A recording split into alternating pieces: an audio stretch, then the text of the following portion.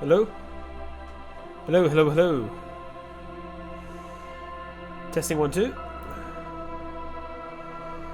Check, check, check 1 2. Hello.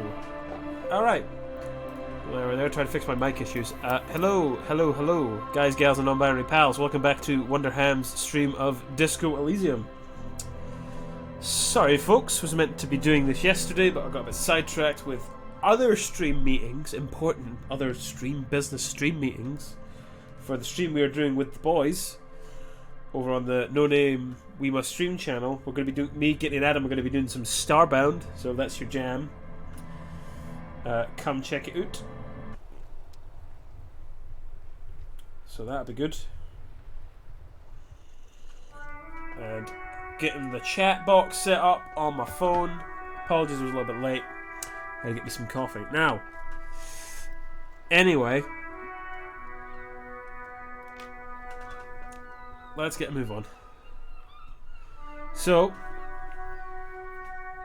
if I remember correctly, the last thing me and Kim did was we got our notebook. So let's have a look at the notebook. Yeah, you chucked out your paperwork on the case because, you know, you being smooth boy smart cop in your drunken stupor threw out your notebook because you're a big old genius. So let's get on with that, shall we? It's the ledger you found in the trash. A pitiful cabbage of white and yellow paper hanging from the plastic board, barely held together by a metal clip. The sad display is made complete by the faint smell of urinal cleaner. Anything else? It's a piece of toilet paper. Or is it cleaning tissue? No, it's toilet paper desperately sticking to the back of the blue plastic clipboard. It's a metaphor for you. Thank you, Warlock Ledger, for spelling it out for us. Screw it, what's on the toilet paper? Inspect the toilet paper. It's just toilet paper sticking to the back of the plastic clipboard. You can take it off if you want. Maybe it's kitchen tissue. They look exactly the same. If you want it to be kitchen tissue, it can be kitchen tissue. It's not though. It's toilet paper. Leave it there. It's cool. Cool toilet paper. I mean kitchen tissue. It says everyone looked at me and my kitchen tissue covered cop ledger. I don't care. My ledger is drooping. It smells like a urinal. Big oofs. Hey, buddy. Yeah, toilet paper hanging off a clipboard is a metaphor for me. Also, describing it looking like a cabbage is pretty great. Inspect the clip. An aluminum block runs the width of the board, backing down on the paperwork. Its crocodile teeth are the only thing keeping the paper together. A regular pencil, tip worn down to nothing, has been attached to the clip. Run your finger across the aluminum, like our friends from across the pond. Aluminium. The surface is interrupted by a silvery sticker. Well, sticker, quote unquote. It's rectangular, sparkling with iridescence. You don't know how you didn't notice it before. Looks like an official mark made to be low visibility outside the right circumstances. It is similar to the RCM watermark on your blazer, the lieutenant mentioned. Didn't he say something about the headlights of his motor carriage that you can read those there? Is one of the hologram watermark you mentioned? Is this? Yeah. What? He's lost in his own notes. It takes a moment for him to see it. Yes, a halogen watermark used for adding information to RCM property. Interesting. What kind of information? It depends. Aside from an anti-counterfeiting stamp, mine has my station number and address. The information varies by date of issue. Maybe yours will have how many cases you've solved. How can I read it? Any capable lights will do. With any capable light with the right wavelength will do. You mentioned the headlights of your Kanema. Yes, there's a pause. RCM vehicles have headlights tuned especially to reveal halogen watermarks. This means you can read the watermarks if you just turn the lights on. That's all. Thank you. Okay, he returns to his neatly kept notes. Yeah, I like Kim legit being the straight man to you, the fucking nightmare cop who can't keep his shit together. Pretty fun. Browse the white papers. They're not exactly white. They're yellowed in patches by sunlight and alcohol, and covered in dense blue handwriting. Ink escapes into watercolour patterns, reaching its tendrils across entire pages. The paper itself is checkered with faint red lines forming short paragraphs. Once in a while, there's a red stamp that exclaims, "Case files, commit to paper." The case files themselves are plenty. The case files themselves are plenty. You count more than 100 sodden, crumpled up, earmarked pages falling apart in your hands. They appear to be sufficiently organized and extremely dense, if mostly illegible. What is in there? What are they about? Work, strife, poverty, the Jamrock Quarter. These are handwritten logs of investigations dating back to January 51 this year. The exact number is hard to estimate due to missing pages and an odd naming convention, but there are at least 20, maybe 30 cases undertaken. Not completed, mind you. It's the middle of March. You've attempted 2 cases a week on average. Thanks, Logic. What do you mean, is that all? Is 2 cases a week a good caseload, Lieutenant? There's a mention of a naming convention here. Huh? He raises his nose from his notes. 2 complex cases to undertake is a lot, yes. You really have to push yourself. I would not suggest that. Let's just start making mistakes. 2 cases a week appears to be my load, Lieutenant. I'm not sure I complete them enough. 2? Raise both eyebrows. That's a lot. I didn't mean to say you're making mistakes, by the way. That was presumptuous of me. I burned out, alright. That's okay, he nods. Then turns back to his own case files. We all do sooner or later. Oh, that's kind of depressing. There's mention of a naming convention here? Yes, it appears you employ a, shall we say, robust yet literary system. Each investigation has its case number written on the margins. Yet still more telling, most are accompanied by a name. A title. One may even say one that draws inspiration from Snoop fiction and Vespertine cop show staples. Oh my. And they're written in capital letters too. Yes, all cap. One is called The Next Wall Mural. Another, The Square Bullet Hole Murders. Another yet, The Unsolvable Case. More? Others appear more lighthearted. The guy on a couch in an unexpected location and The Murder at the Hookah Parlor. Even the rare article-free collapsing tenement murder features prominently throughout. It's going to take an effort to piece these case files together, but it can be done. Later, once you're done inspecting them up close. My cases appear to employ some kind of naming convention. You mean the alphanumeric? Officer precinct time arrival at the scene? No, I mean a non-numeric one with titles. Oh, you mean the titular? Yes, well, so do I. In our defense, almost everyone in the RCM does. Okay, so that's not just me. That's good. It's a holdover from the early days of the RCM, right after the revolution when the organisation had little idea how to do things. It persists in an unofficial capacity. Officers use these titles to refer to their work among themselves. I seem to have named a case the Square Bullet Hole Murders. Again, in your defense, I seem to have named one. He peeks into his notes. The man with the hole in his head. That was a real person. His death was real. Still, I named it that. To amuse myself. The Square Butthole Murders?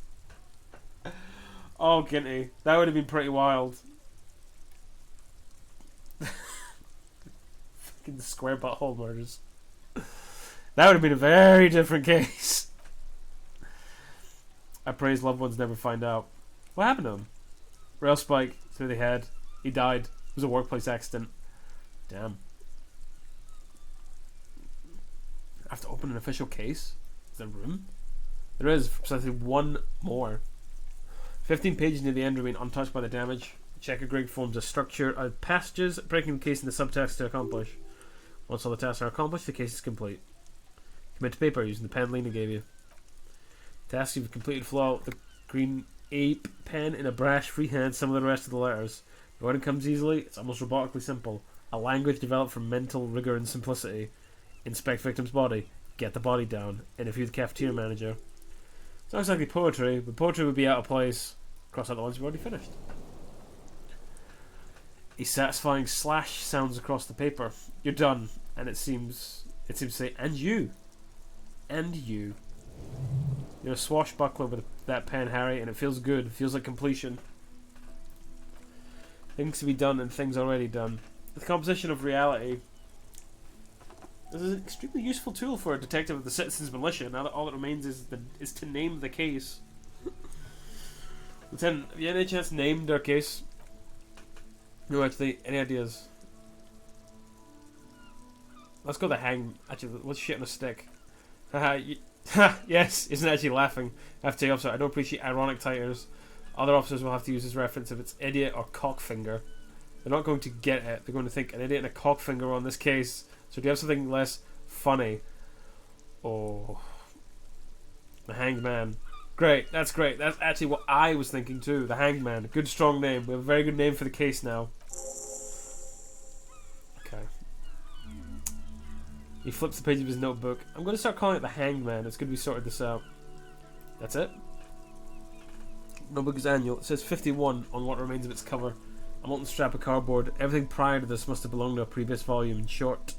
In short, there was more. Cool. Can I read the case files now? What do we reckon? Do you reckon I'm too daft to do it? Ginty, what do we think? Yeah, I know, right? Kim is at it with the burns. And to be honest, I feel like your poor hungover, strung out cop can't take it. I'm surprised he's doing well, as he is. Hey, there we go. Yes, you can piece them together using the alphanumeric code on the margin. Always begins with HD B41, then date of initialization and time arrival on the scene, followed by title. For example, HD such and such, the next world mural. Wait, HD B41, one of those officer precinct? Well, yes, your precinct number is 41. And HDB. Every last alphanumeric in the case files begins with it, and these are your case files, so you have to say HDB or initials.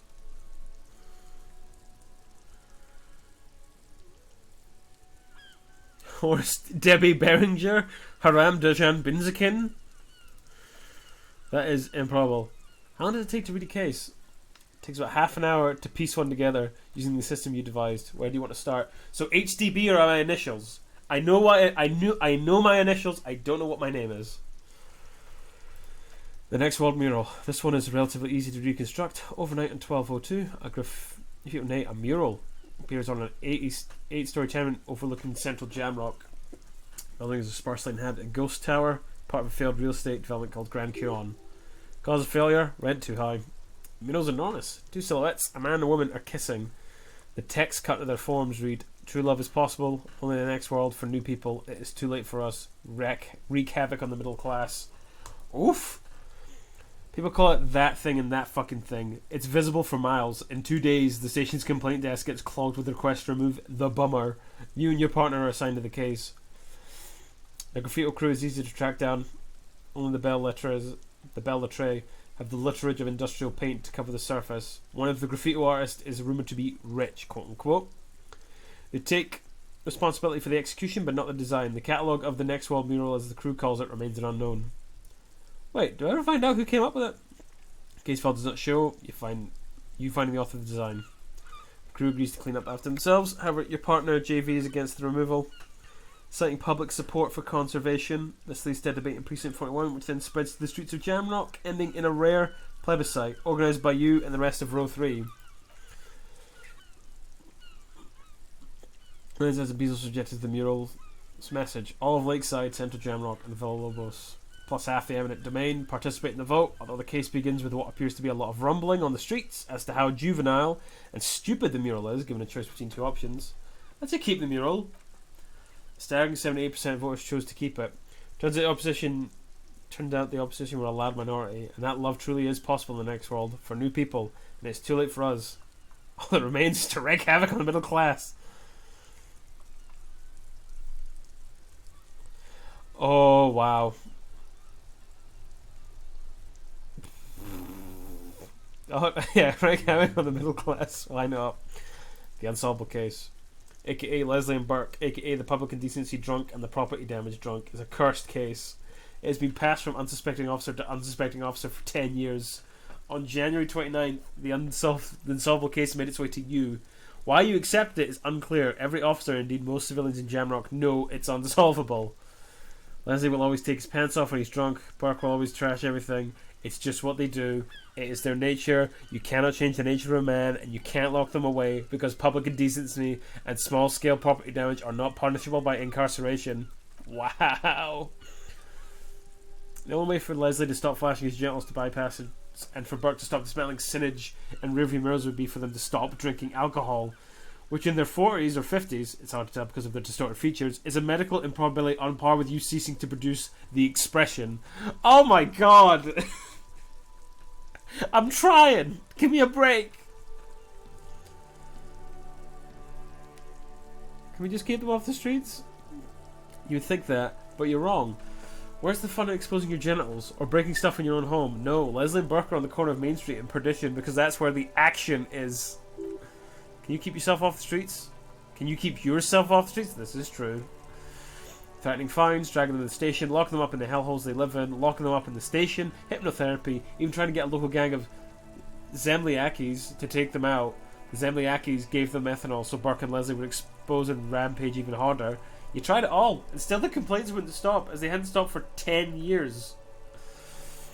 Explain from the file that you, Satellite Officer JV, and Special Consultant TH, had more important cases to attend to. You uncover cross-reference to several ongoing investigations. Each brought you to a standstill every time you drive down Main Street. Because where they are, on the Prohibition, what is Leslie doing? Public indecency. Good, you're learning if the files are to be trusted. That's all there is to it. That and Burke breaking things, and the fact that they're both drunk, but then again, so are you. The case becomes considerably less comic one day when Burke takes a swing at your ledger. You must have it confused with the property he likes to damage, but the joke's on him. You're drunk out of your mind on potent Pilsner. You slam the hardened plastic board in his face, then you proceed to beat him unconscious with it. Oh god. In the process, the ledger sustains damage. The compartment within, reserved for permeable documents, is jammed shut. You stop your assault on the now unconscious Burke to open it, but are unable to do so. The officer began to cry. Reports Leslie, who at this point is tending to Burke. He came at us, and at us.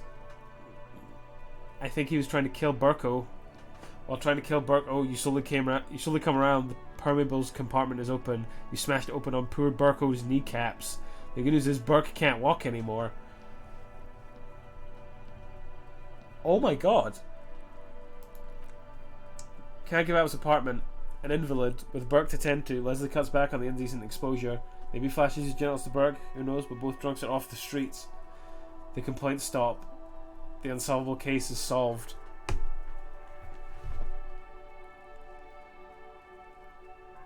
Holy shit! What? That's... Get it, did you catch that? Which is also why the officer responsible narrowly escapes a disciplinary hearing. The end. Do you want to read another one? Kenny, did you catch that?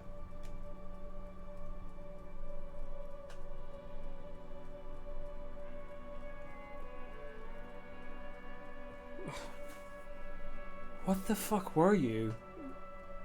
Before this? It's alright. So, I gotta slow down my talking, to be honest. The unsolvable case, it was two drunks. One of them liked to do public damage to public property, and one did indecent exposure. The one that did public property tried to steal your ledger off you. That's okay, don't worry about it. Tried to take your ledger off you, but you were so drunk out of your mind, you beat the shit out of him to the point where he can't walk anymore. So the one that can walk tends to him inside, and they don't cause that much trouble anymore. And that's the only reason you got off without a disciplinary, because they stopped doing it.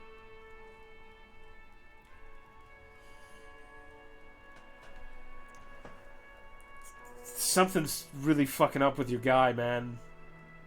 I mean, that was obvious before, but like, I don't want to read any more of these. This is kind of worrying.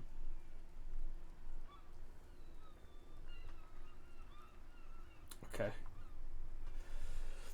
It would be very interesting to read about these, wouldn't it? I mean, there seems to be a square-shaped entry wound in the victim's forehead. She's been sitting there for a week on a rocking chair with a square hole in her skull, staring at the wall, her mouth agape. But that's all you got. From the half hour we spent piecing it together, all you know is the entry wound was square-shaped, you never found the bullet, and then another body showed up with a square hole in his forehead. A sequence killer? Who knows? Those pages are missing. What's next? One day you may still catch the man with the square gun.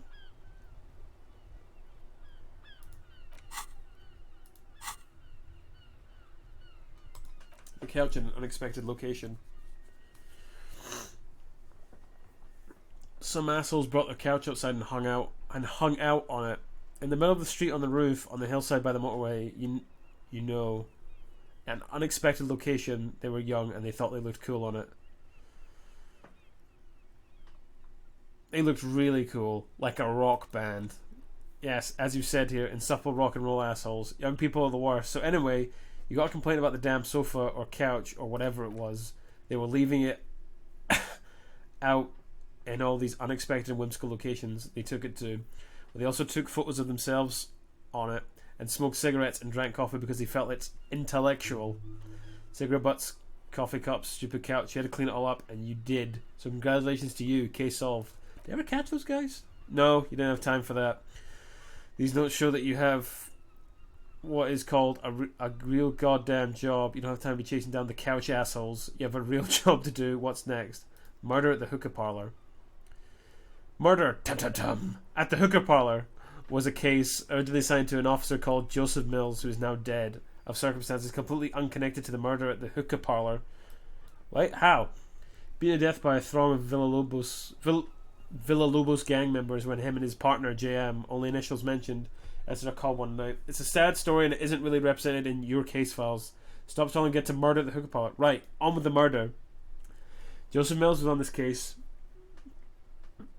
that he just couldn't solve. Was doing it solo. Said it was a real nutcracker, a real brain twister. Was on it for like a month. The captain got impatient. Shit or get off the pot, Mills. Mills didn't get off the pot, not yet. He kept at it for a couple of weeks. More racking his brains, running with every theory, as outlandish as he seemed. Still couldn't solve the murder at the hookah parlor, though. Tough case, he said. Toughest he ever had.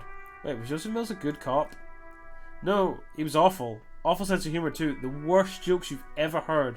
Really? Oh no. Still, he'd been on it for months now. Said it was the final case. Said it was uncrackable. That the murder vanished into thin air. That goddamn hookah parlor was all he talked about. Go on. Okay, so the case is handed to you because Mills isn't getting anywhere, and you look into it. Here's the setup. A young man is found dead in a hookah parlor. You know these places where you go and smoke bubblegum flavoured vapor all day? Really stupid. Yeah, so anyway, young man in his 20s found with his skull busted open right on the floor of the hookah parlor in the middle of the day. No one else is in there, only client in that day, in perfect health too, some kind of movie producer. No one enters, no one exits. He's just sucking on his watermelon hookah all morning, all noon, like he usually does. He's a regular.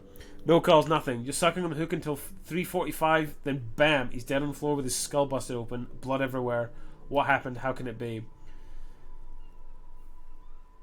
Mills has no idea. Invisible assassin. Movie deal gone sour. Girl at the counter did it. Nothing fits. Eerie, man. Eerie. Man just dropped dead. So you go to the parlour. You see cushions around the table. Table's low. Heavy. Really sharp edge.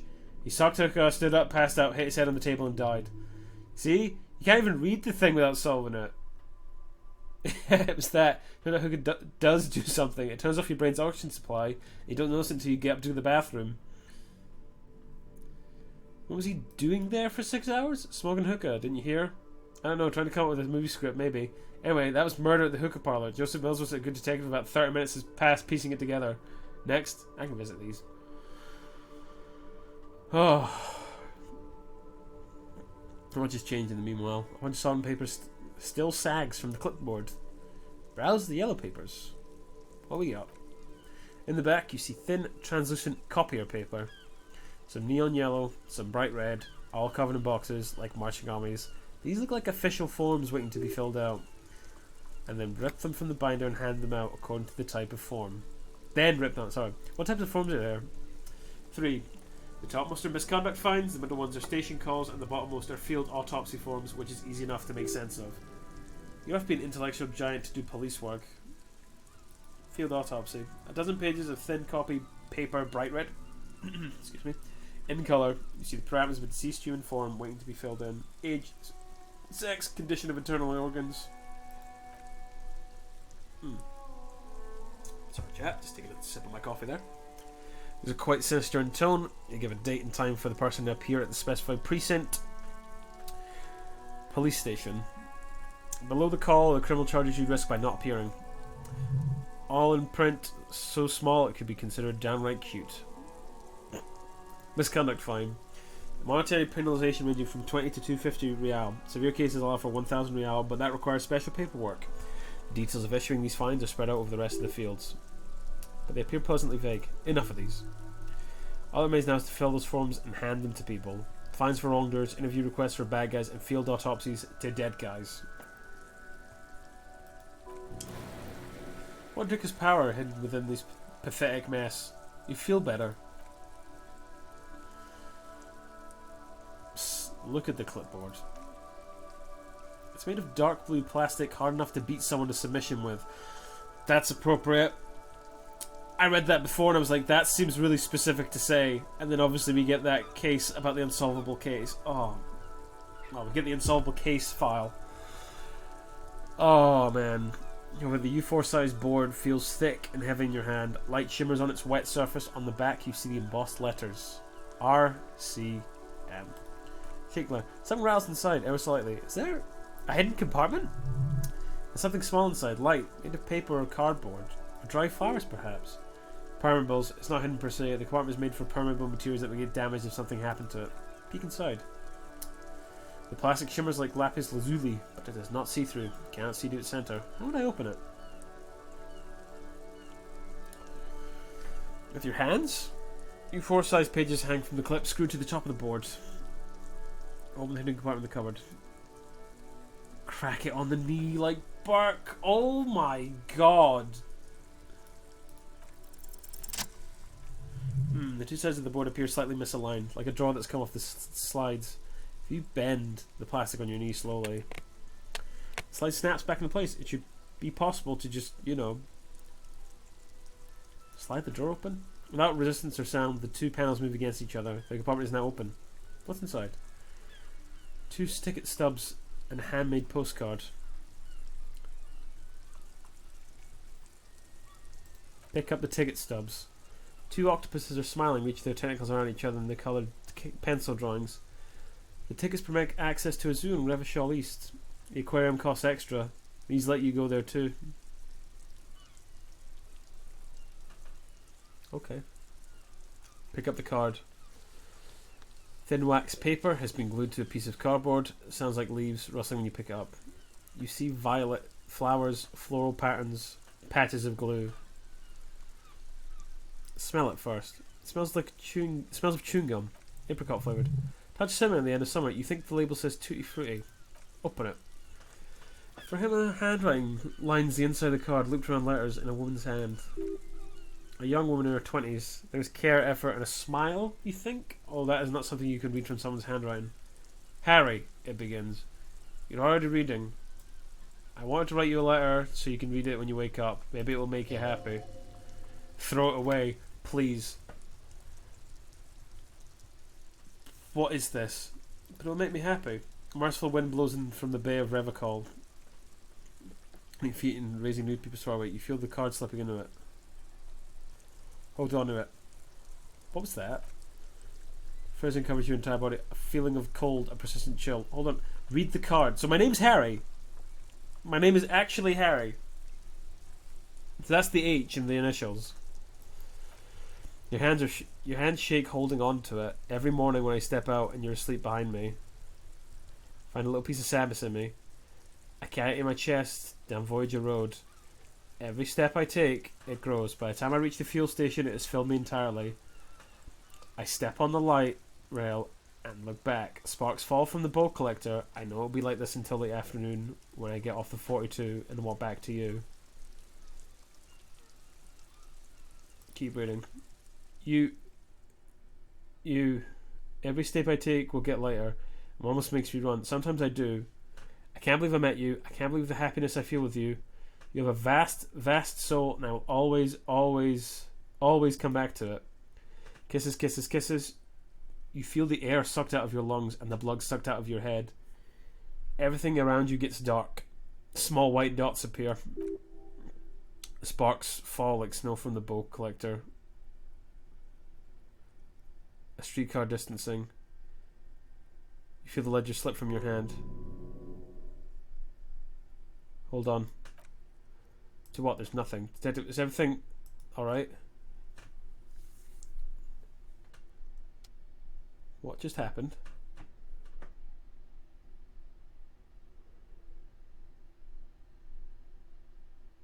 What is happening?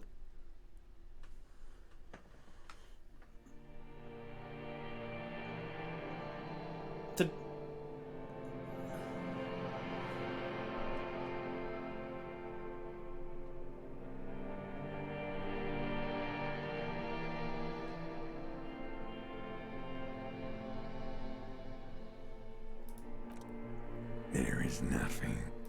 Again.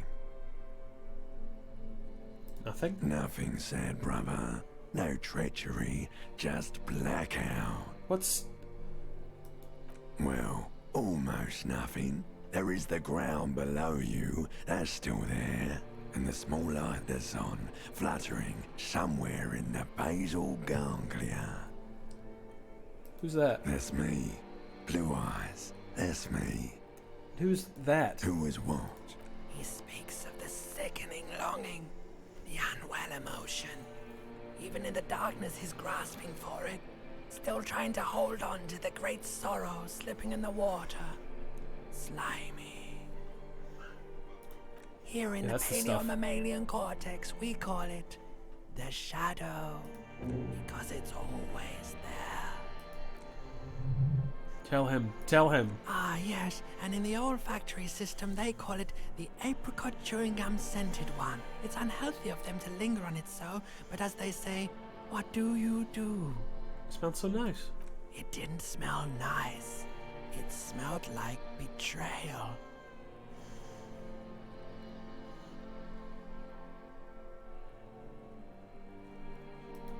Bloated corpse of the past resurfacing.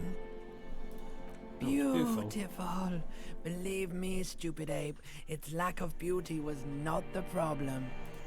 Where is There is Voyager no Road? Voyager Road. There are no roads, no houses, no lights in the windows. It's all on pause. There's something about a bow collector too? Yeah, man. What was that about? You think they would let you? Until you disintegrate into biomolecules? No. Someone is breathing on your face now, inspecting your pupils, stupid idiot. What is that? It's cold. Yes, they're pouring something on you, something in you, and It's delicious. The links on a dashboard emerge out of nothingness. Where am I? The upholstered cabin of Lieutenant Kisaragi's motor carriage. Seated in the driver's basket, the air is thick with leatherworks and heavy fuel oil. Cold water runs down your chin. Drink water. The lieutenant is extending a small can to your mouth. Drink. Or it's called civilly the stuff of life itself. As it pours down your patched throat, the pounding in your head recedes the darkness parts. Drink. He tilts the canister. You haven't drunk water in 2 days. What? Did you know the human body is not made to survive on alcohol alone? You need a secondary form of hydration. Drink. With greedy gulps, you down half a litre of cold water. Some of it spills on the driver's seat. The lieutenant pays no heed to it. What happened?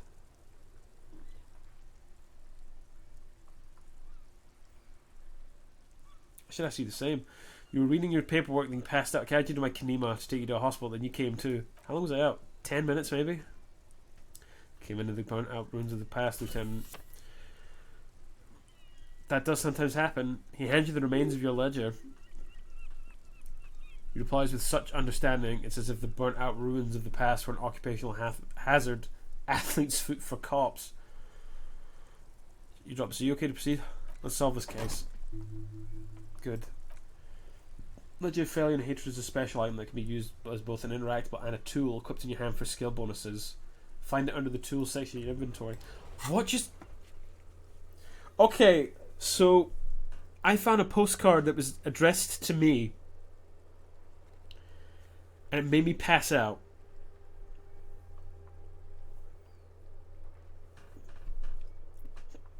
What just happened?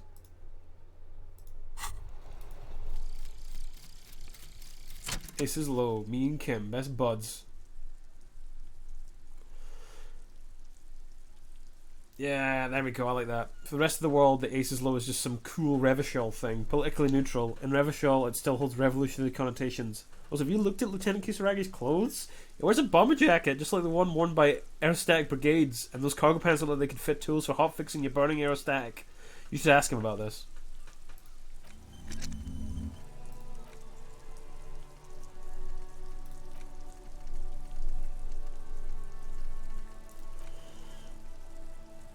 The bow collector?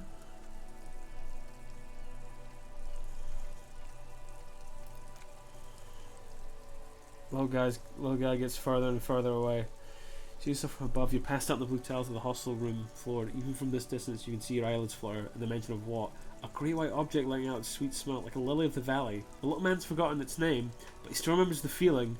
And look, he moves. The feeling animates him. He instinctively reaches out for the feeling's best friend, a bottle of Commodore Red. He puts on his disco clothes and gets smaller and smaller. What's going on with me?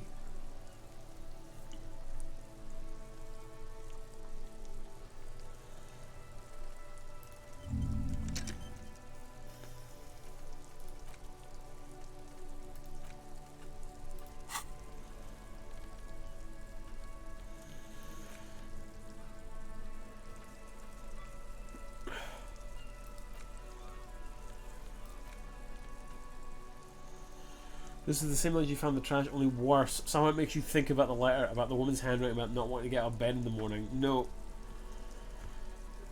What the what's going on with me? Man, like...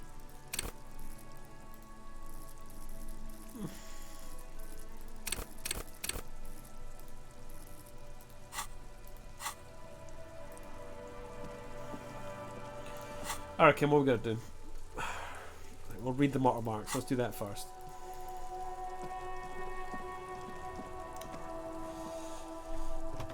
Inside you see a set of steering levers, a radio microphone, a pull-out toolbox, and the soft glow of the fuel preheater gauge. Kim, how do I turn on the headlights? He turns the preheater on, waits. Alright. Export lights up with orange glow. Rounds per minute gauges jump up. An engine of Cooper Kanema comes to life with a whiny growl. Like a leopard waking from its sleep, yawning and roaring at the same time.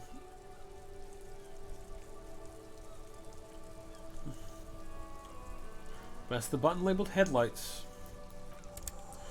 The lights unfold with a little click, casting electrical lights onto the ground before the vehicle.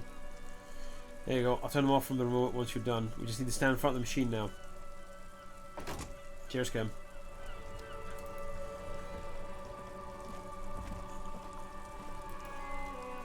As you hold your ledger's clip under the headlamp, an iridescent hologram appears, a street grid in the veins of a great river. A familiar sensation washes over you. There she is, Revachol West. There's a note of pride in the lieutenant's voice. Around the borders of the watermark are dozens, no hundreds of micro perforations. Look at the shimmering street grid. The rectangular watermark is overlaid with the logo of the RCM, and yet the major arteries of Revachol are all recognisable. They shimmer in the Kanema's headlights. Wait, look around you. You catch a faint glimmer from a broken beer bottle. In the distant sounds, two men engage in a drunken argument, followed by the closing of some distant window. Ah, matinee at night, he smells the air and says. Where are we on this? Points to the halogen map. See, he takes the ledger for a moment and inspects it. He says, right here he says, his finger near the top of the map, on a segment of coast jutting out into the ocean. Seems nice. No, it does not, the lieutenant says with optimism. Look at the shimmering street grid. Alright. Seems like a shithole. It has its problems. There are many of them and they're divided into 3 separate rows. Different rows. The first row has 18 dots. What about the next one? The next one is the longest. It runs all the way around the board and then some. Count them individually. You count 216 perforations. Considering that nice large number, a wave of pride washes over though. You can't say why precisely. What about the last row?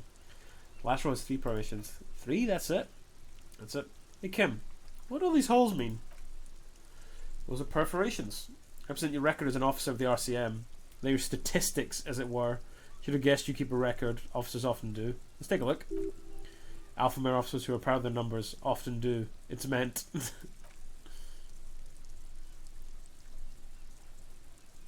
represents your years of service. 18 years. Okay, not bad at all. What did you do before you volunteered?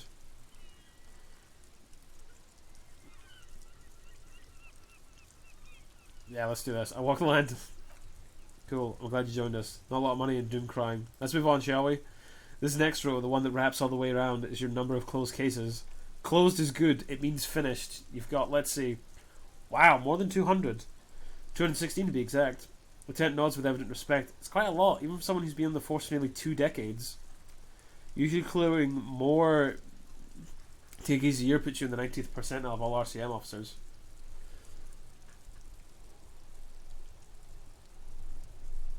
So say I used to be good with some sauce, I guess. What's the last number? Right, those are your confirmed kills. You've got precisely 3 perforations. I was expecting a higher number, honestly. For an RCM officer, especially Precinct 41, which is in the Jamrock Corps, it's rather tame. I mean that in a good way. There are certain officers who treat their kills like some kind of ghoulish game. If they do happen to solve a case, it's usually by accident. It's obvious the lieutenants don't think very highly of these officers.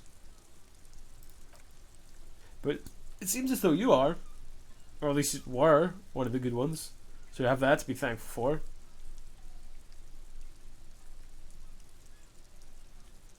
You should pour one out for the boys, the fallen. Lieutenant sighs. If you want to pour out the booze you've been carrying out on duty, I'm certainly not going to stop you. Pour one out on the ground ceremoniously. A dark pool of cheap wine appears at your feet, shimmers in the lights. Kanema.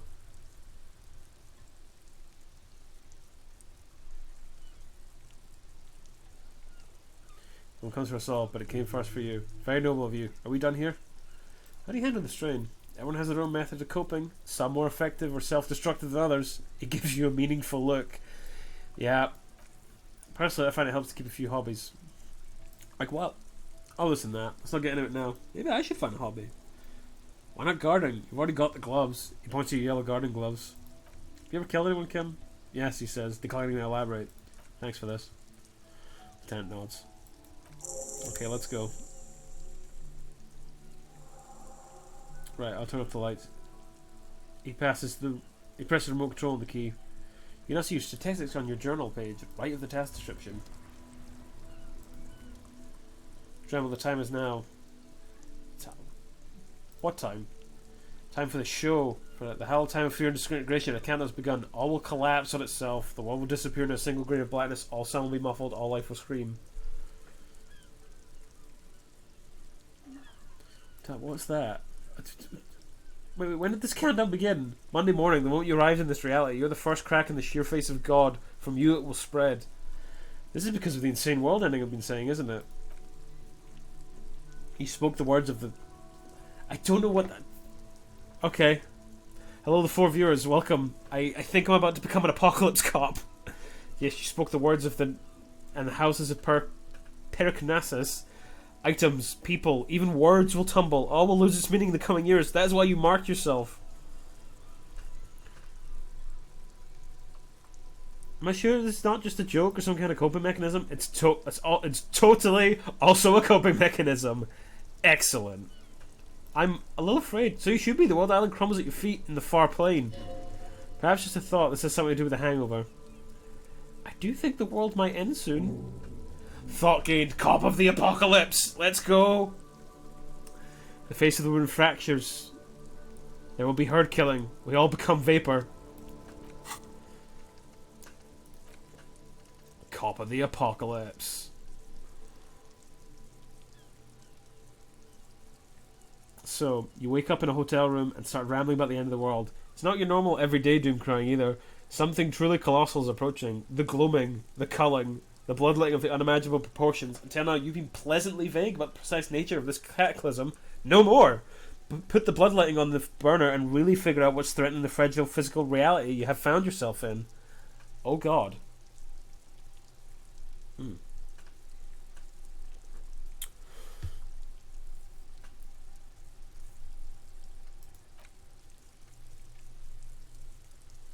Alright, Guillaume's great. Would have to quit drugs to get there. Bosses from Thought. Andrews White Chicks.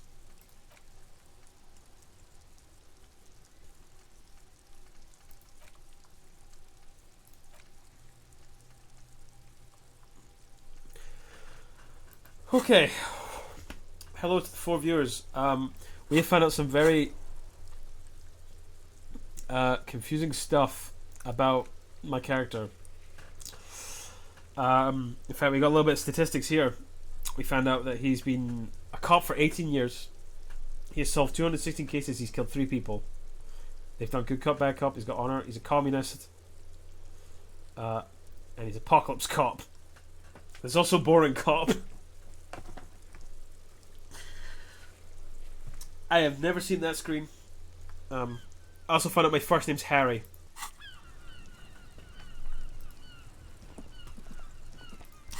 So that's something. Also, the first day's almost up.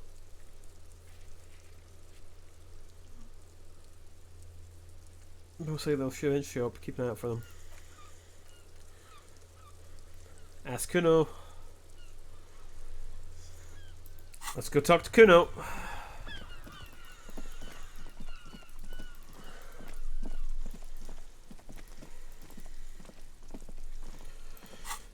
There he is. Right. Let's use my ledger of hatred and failure. Let's see if we can get through to the kid. Kuno's gonna have a fucking heart attack. Jesus, Kuno.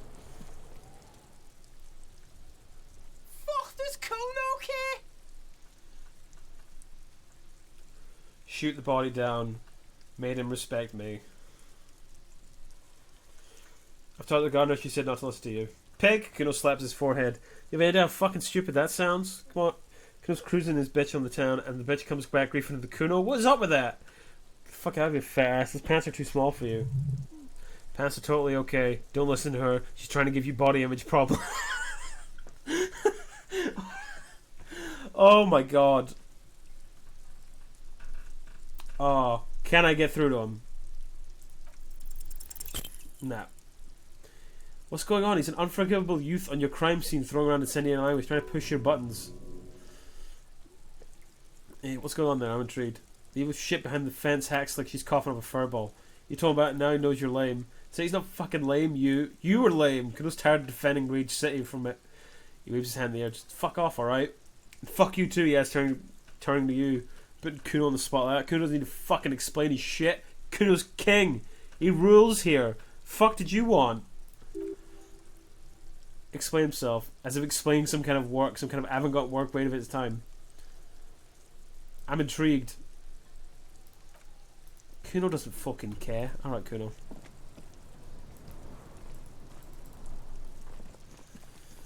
Kuno, the pig's getting pretty close to me.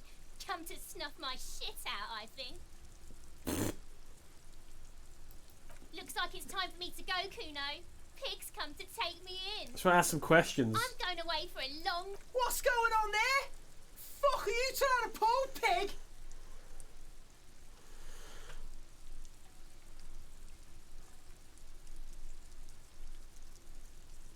Listen, child, that corpse made me puke twice, and I was wondering why you don't. Stay away from me, pig.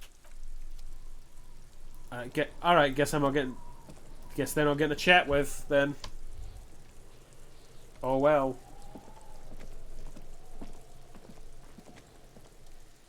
Roman lies on his side, with his eyes looking straight through. The belt is still around his neck, his body supine and open to intrusion by autopsy. Lieutenant adjusts his glasses. Takes a deep breath. First, what exactly is a field autopsy?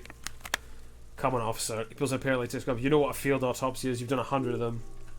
What you do know is, at 18.9 kilometers, the dormant shield volcano Corpus Mundi is the world's highest mountain summit, and the failure of the 38 single Epuis de Sang to crack the top 20 was the death knell of disco. But what a field autopsy is, you have no idea. Why don't you know? What use are you? You must have me confused with the Copopedia. Who's the Copopedia? I think I need to talk to him. You, sir. You are the Copopedia. Let's get him there. It really is a time for everything, even for yellow gardening gloves. He nods approvingly. However, they are lacking hygienically. I suggest you get in there in limited capacity. Alright. I'll ask you when I need you to. For the most part, maybe I should handle the contact and you take the notes. We just fill this in, right? Show him the red field autopsy form in your ledger. That's right. He nods. Open your ledger at the field autopsy form. The dead man stares in silence as you crack open the ledger. The bright red paper is covered in boxes and lists describing the condition of his skin and organs in 3 parts. An 11 field an 11 field info form needs filing out first. It begins with 1 assistant. That's you. Write the initials HDB. The corpse is indifferent to your scribblings, just lies there. The next box says coroner's case number KK57 Ken Kitsuragi 57, followed by his date and time of arrival on the scene. He's indexed the case after himself, not you. That's because he just wanted to bring up the messy question of your initials. Right down. Next name NA. Date of birth NA. Age NA. Man corrects his glasses. Roughly 50. 50. The corpse looks ageless. Like meat in a hook. Race Mondial. Fair to olive skin from the Iola. Sola of Monday. This is as vague as it gets. You might as well say white-ish. The pudgy mess of curl and meat looks neither mondial nor anything else. Sex. Fucky fuck. The little monster exclaims energetically. Male. Pig can have sex. Male. Nor does he look male with his pregnant belly and inscrutable face. Date of death. We're still going with March 4th, 51. As he looks over your shoulder, 9. Body identified by is non-applicable. 10 case number the same as the coroner's case. KK57 list is motionless, with the cargo belt still around his neck. Only 1 box remains. Evidence of treatment. None, at least not after the initial examination. What exactly is treatment anyway? Interfering with the body's position or wounds post-mortem? I'm not sure. Didn't the poopers look like he was carried over? They'd have to have incapacitated and carried him over. This man was more than a match for untrained dock workers. Places his head on the dead man's chest as if in preparation. Your central nervous system recognizes his gesture. It's the stations of the breath. Ecclesiastic, religious, and nature. A holdout from pre-Delorean burial rites. Takes 2 seconds to perform. Then, somewhere in Jamrock North, a small woodshed behind Rosencrantz Row. Lieutenant Nick Fuhrback puts his hand in the chest of a small corpse, no larger than a monkey. It's raining outside, lights drizzle, there's darkness in the shed. Elsewhere yet, an obese male. Female sits in a wicker chair. Her silhouette ball-like against the window outside Grand Couronne. The day is turning dim for Sergeant Mac Torson. Hand extended, he approaches to make sure she is dead more than anything else. So all across Jamrock Coal City, GRIH 42 deceased persons found today, 42 stations of breath. We should start the postmortem. Turn the page.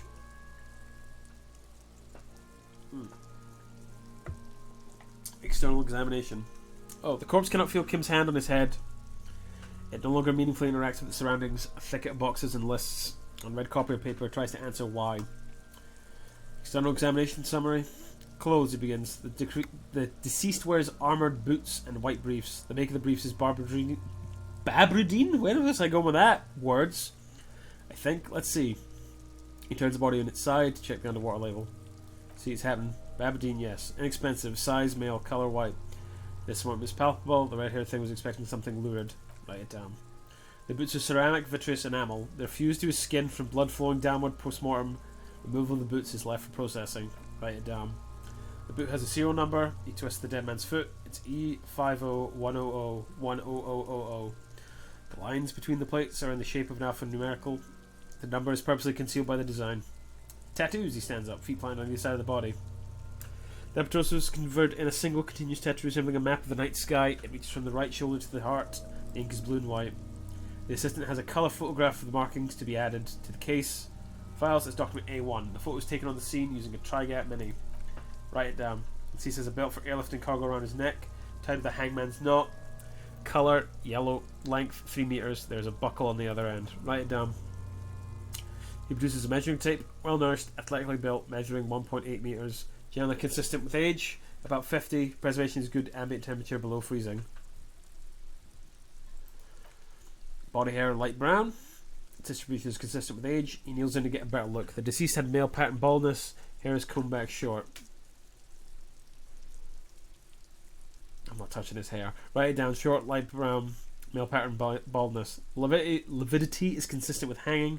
The head is congested. Contusions are present on the head, chest, and thighs. Consistent with stones thrown post-mortem. Low velocity.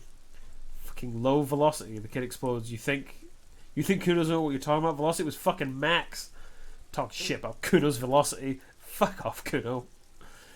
The lieutenant pays no heed. In addition, there are no bite marks on the face, scalp, and chest consistent with predation. Right down.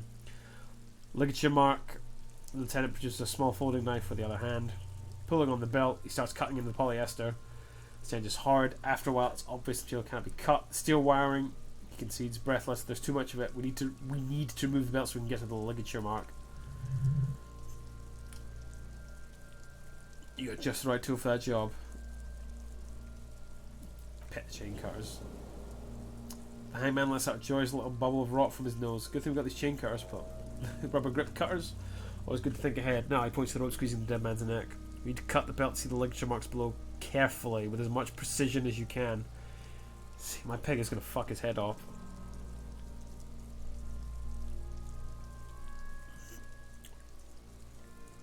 Oh, he ain't. See, looks blaze. Your pig's a born fuck. I'm not your pig. Look for a good spot. The belt's equally tight around the whole circumference of his neck, swelling over the edges like white bread rising from the east.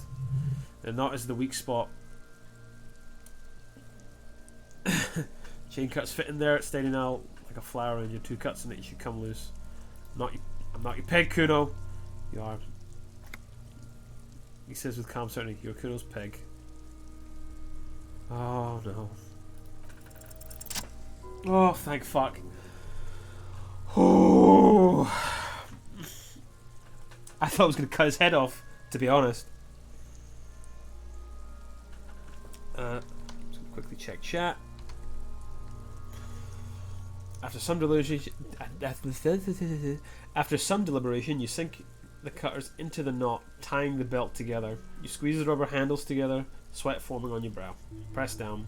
Snap! The knot is slashed, another cut, and the belt falls apart like a flower bouquet, revealing the dead man's neck and the dark red ligature marks around it. The lieutenant kneels closer, running his finger along the dark red groove until there's a gap. The rope rises to a point leading a gap in the ligature mark. The suspension point is in the back of the neck. Hemorrhaging is observed on the skin above and below the ligature mark. The mark is well pronounced, consistent with a drop from 1 or 1.5 meters. Write it down. Chest is intact. He presses down on it. Normal contour. Abdomen is protuberant. Pelvis intact. Genitalia. He pulls down the man's underpants. Now it's gonna happen, see? Fucking knew it. Genitalia is male and under alcohol. No evidence of it. Injury. Write it down and move on. Back is symmetrical and intact. He struggles to turn. Corpse on his side. Upper and lower extremities are intact but asymmetrical. There are combat injuries on the right hand, thigh, and hip. I see smaller residual scars too, numerous to count, covering about 30% of his skin. From wounds sustained over 2, maybe more decades. Dispersal and accumulation indicates long and active combat duty. The scarring is extensive, way more than a law official's. So we have a real museum here of battles, wars. Last item, hands. He takes the man's hand, is inspects it, then moves on the other hand. Pick up the hand. The hand feels heavy, filled with decay liquids, like it's ready to explode if squeezed hard enough. You're suddenly repulsed so much you feel compelled to drop it. Hands are clean, the lieutenant says. As 5 cold sausage-like fingers slip from your hand. No sign of injury from the struggling. Were we expecting any? I was. I'm just not seeing them. Honestly, the stench is making it hard for me to think at the moment. Write it down. Oof. He turns to the side to breathe. It's not enough. He buries his face in the sleeve of his jacket. You hear a muffled voice. That's all for the external. Well done. What next? Internal examination summary. Central nervous system, he says, and he concludes abruptly, I have nothing. Do you have anything on this man's central nervous system? Of course, there's a moral to be drawn from it. A moral to the story. If I may add the moral of the story, what would that be? He looks at you inquisitively. The man looks too with barely contained excitement to hear the moral of his story. The body is very vulnerable to compromises in its blood supply. Lieutenant grins. I think that may very well be the moral of every story, officer. Good. Musculoskeletal. Purge fluid is coming from mouth. He gets close to the mouth hole up. Eyes squinting from the stench. Not injury related. Eyes and tongue. Protuberant. Hyoid bone. Let's see. His eyes almost closed. Lieutenant puts his hand on the dead man's throat and begins to massage it gently. A rotting smell erupts from the mouth. Purge fluid runs down his lips, black and viscous. Through the cracks, Lieutenant moves his sharp fingers inside his flesh like the creak of an old house at night. Yeah, jack that fucker off. Jesus! The hyoid bone is fractured says after a while. The rest of the musculoskeletal system is intact, unremarkable. Write it down. Back hunches him in prayer. He begins to pry open the dead man's jaws. Respiratory system. He stops to exert more force. Both hands are used. All cavity shows no lesions. The victim has received dental implants, possibly after a combat wound. Mouth swollen, hemorrhaging present in mucus of the lips and mouth. Look inside the dead man's mouth. No scream, no sigh of relief rises from the darkness inside. It's humid there, sickly sweet air, unlike anything living. You feel like you're about to throw up again. Straight in that mouth of his. Oh no. Look deeper down. Oh no. It's hard. Once more you taste stomach acid in the back of your throat. A contraction. Your throat pumps a little something from your stomach and in your mouth. You're forced to swallow just to keep looking. Inside you see darkness. Just a mess of meat and darkness. Mute silence as always. Lieutenant lets go of the jaws. The mouth snaps shut before you. Hemorrhaging present in mucus. He repeats impatiently. Wipes his brow. Hepatobiliary? Why don't we have anything? He looks at the corpse's stomach with a mixture of tiredness and disgust. Are you hepatobiliary expert? Chance means liver and gallbladder and bile ducts. Am I an expert in those things? Nothing in your alcohol-soaked memory directs to having forensic expertise on either one. Neither am I. And that's it. Right, and I same for toxicology and surgery both, unless you have untapped reservoirs of knowledge there. Reservoirs no, but they do take obscure trivia and odd tidbits. Would obscure tidbits not trivia fit the fields? No. The completionist of me wonders if there's something we could still do. Like a toxicology screening? He looks at the monster at this stage. I doubt processing will find anything. Even if he was brewing with cocaine, but still, you should add a request. Write NA and add toxicology requested. Cardiovascular. The body exhibits heavy lividity. Blood is gathered in the hands, feet, and neck. Hypostasis visually consistent with a hanging. Write it down. Gastrointestinal. He breathes a sigh of approaching relief. This is the last field on the list. He looks around to the ground. The pool of feces there. This will do. He touches the corpse's bloated lower abdomen and says, digested, semi-solid food and stomach. Voila. Write down and admit the voila. What's next? Description of injuries. Let's see. He tilts his head. We have bite marks, contusions on head and chest, and a ligature mark encircling the neck. You'll need 3 fields. Leave a 4th one too. Be thorough if you want maximum results. Bite marks. He nods. Head, chest, and scalp mark. Bite mark injuries. Predation by birds has caused damage to the body. Odontologist does not need to be consulted. Write it down. Junior opinion officer, always asking my opinion. Beneath the description, there are 2 boxes waiting to be ticked.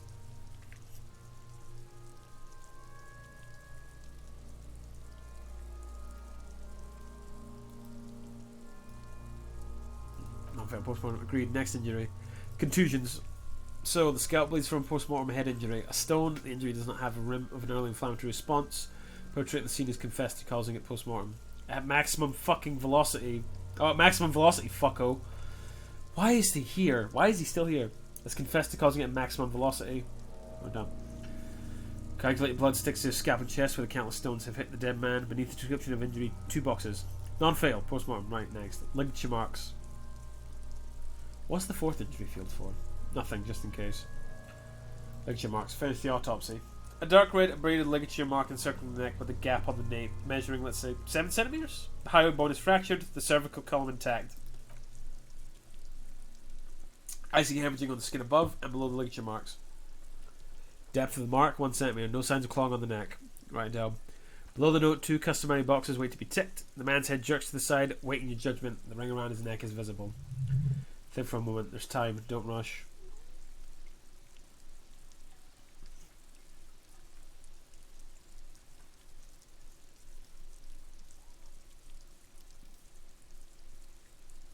Opinion, fatal injury.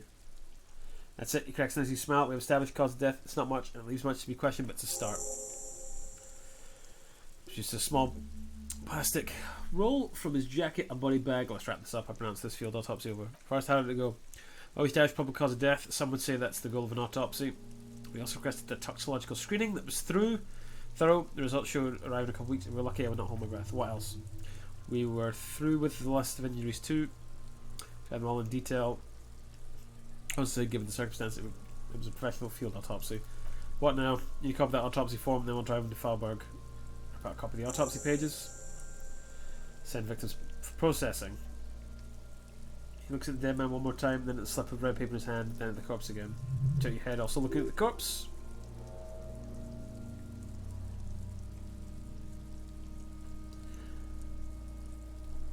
I'm sure we didn't get everything, there's always something. Ah.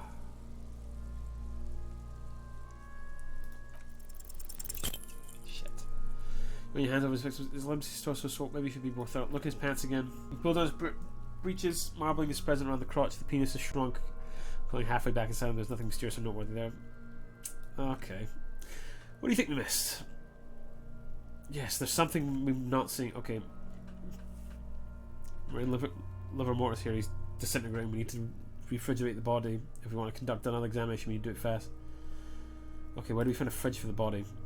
Would have to be industrial size. Let's stop asking Gart the Wang and Rags in the Fritz store down at the gates if they don't know. That's why he's trusting his case. I believe all of us. Fuck you looking at, Bino man? You want a piece of the Kuno? Want to get fucked? Jesus Christ. You're gonna look the body first.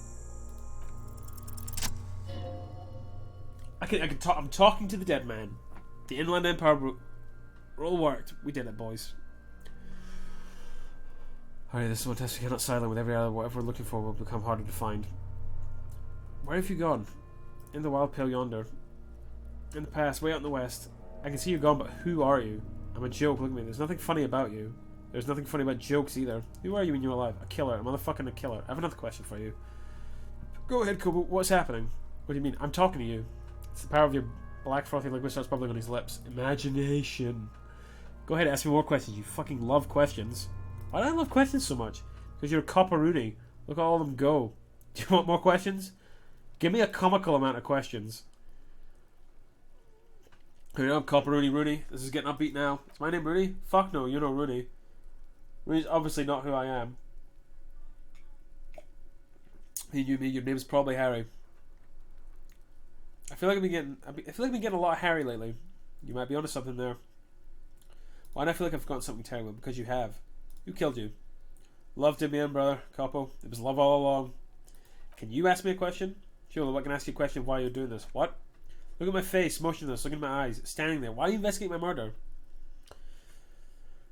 Maybe it'll lead to something indescribable, unforeseen, miraculous?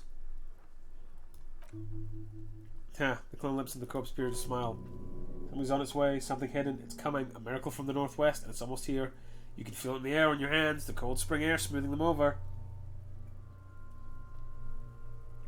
I hate you stinking, you're born. Remind you of someone. A child born with Muller's disease. Harlequinism, grew up miraculously. A baby affected with harlequinism. Should wriggle out of that one, Coppolini.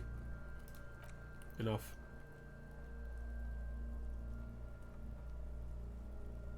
Tell me something, dead man. Shoot, Looney Rooney.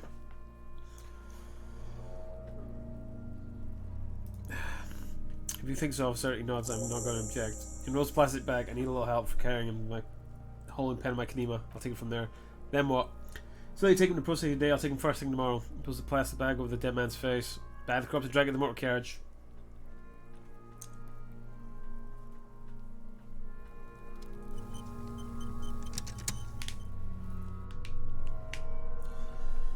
This has been...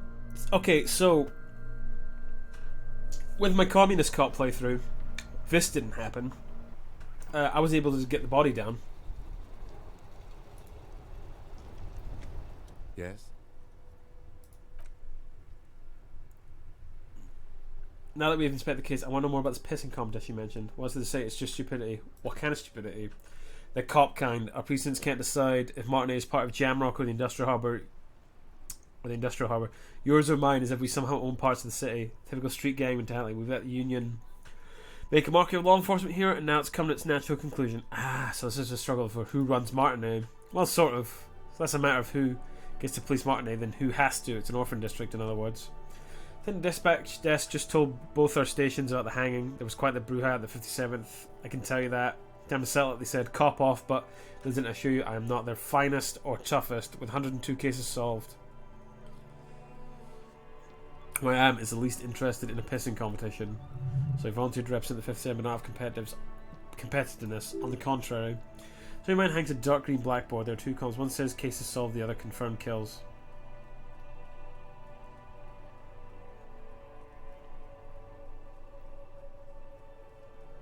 What it says, but it says about me that I was sent by my station.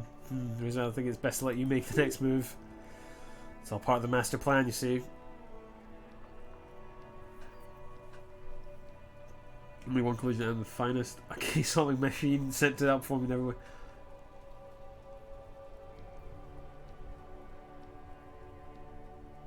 Must be no. No. There will be a bloodline around major proportions. Unimaginable. Oh no, it's very imaginable. We shall place responsibility for the hanging. The harbour companies who see the situation is out of control, so they bring in military, maybe a gunship. The Union responds in strength. Automatic fire.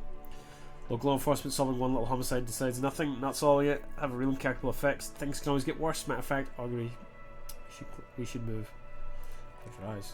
The roads are endless. Look for Precinct 41. Jean-Vic Judy Minot, special consultant, that was his name. Then the rose degraded in green nothingness.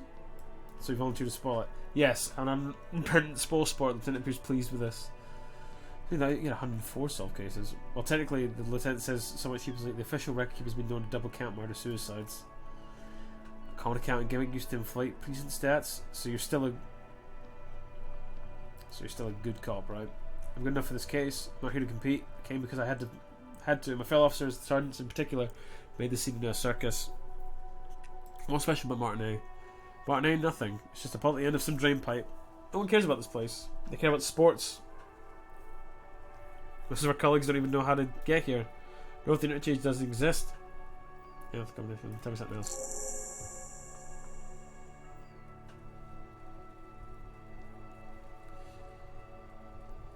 Why did they send me?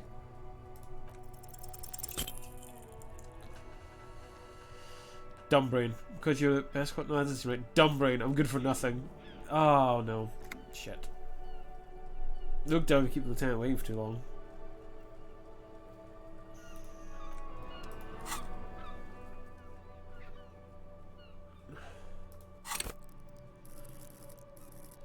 Do do do do.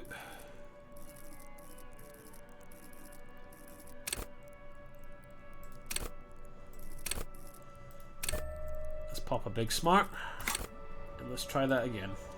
Yes? Look at you, it's because you're a failure. They sent you to slight Precinct 57. Yeah, that makes more sense than the other stuff I thought of. Just think about it for a second. You're a raging alcoholic who showed up 3 days late wearing piss-stained disco garb. You weren't sent here to win. Kim, what if my precinct sent me in this case because I'm a fuck-up, like, as a joke? I'd consider it. His voice is somber, so it's true. It would be immensely ugly of them not to mention unprofessional, but I also think it's somewhat unlikely. Why is that? Check the records. This jurisdiction dispute. Who polices Martinet reaches back to the 30s.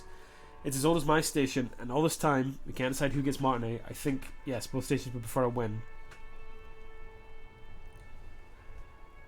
Ah, so you are their finest. Do you really see me as a safe bet? Safe? No, but you're old. You made it this far. Something has brought you here. We've only just started working together, so I don't know what it is yet, but it's there. So no, I don't think they've sent you as a joke, and even if they did, they're in for a surprise. I'd say so. Yeah, I think... Oh, yeah, no, I seem to be doing okay.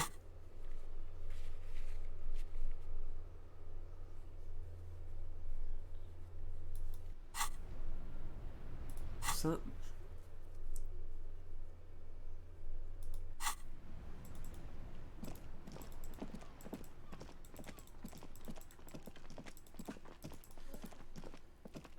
Let's have a look at Kuno again. What have you got?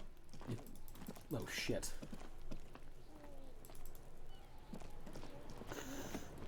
Apologies for my squeaking nose, guys. Fuck, does Kuno care? Can I get him? Come on. What's going on? I can't get through them. I know this bounty thing is for grown-ups. But it's old news for us grown-ups. Get your snout out of Kuno's ass. He waves you off. Kuno knows how hard Kuno pushes. Kuno pushes at hard level. You give up, Popo, or the Kun will keep fucking it out of you. You okay, Kuno? She looks worried. The Kunos are confused. Kuno doesn't fucking care.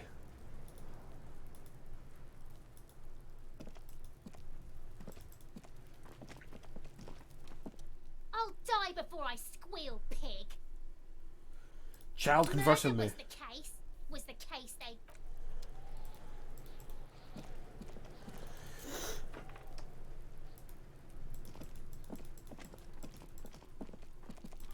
So what can I do right now? I mean, I'm near the end of the day. I'm almost at 9 o'clock, so that'll be when me and Kim can call it a day. Pay for damages. Yeah, I kind of need to pay for damages real bad.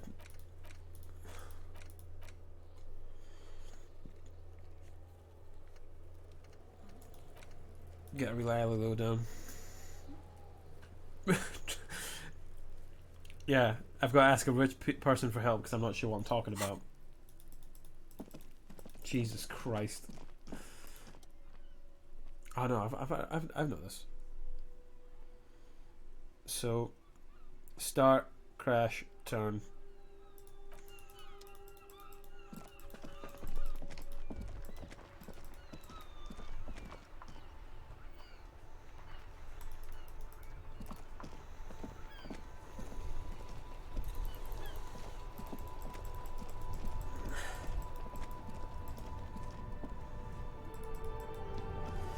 I just realised I have done 2 big streams of this and I have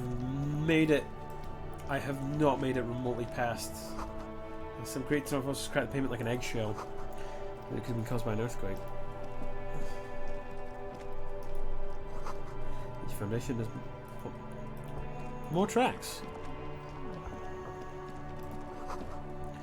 The roof of such rain has almost washed them off.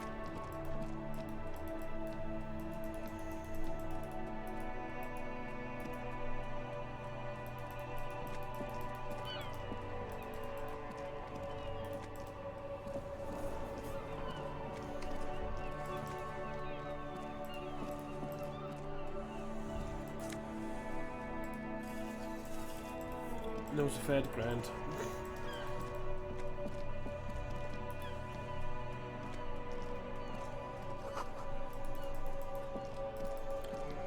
Oh, to the second viewer that has joined in, hello. Thank you for tuning in. Just doing a bit of disco adventures.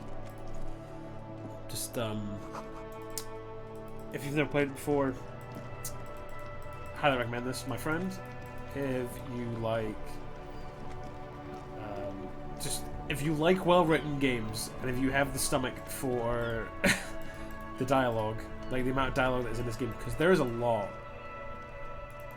Like, not even to sugarcoat it, there is an unbelievable amount. Then I would say check this out. It is not an easy game to get into. I feel like you kind of need to... Ooh, bag. I need this actually pick up rubbish. Yeah! I can go pick up bottles and make money. I can pick up all the litter. Well, what is that?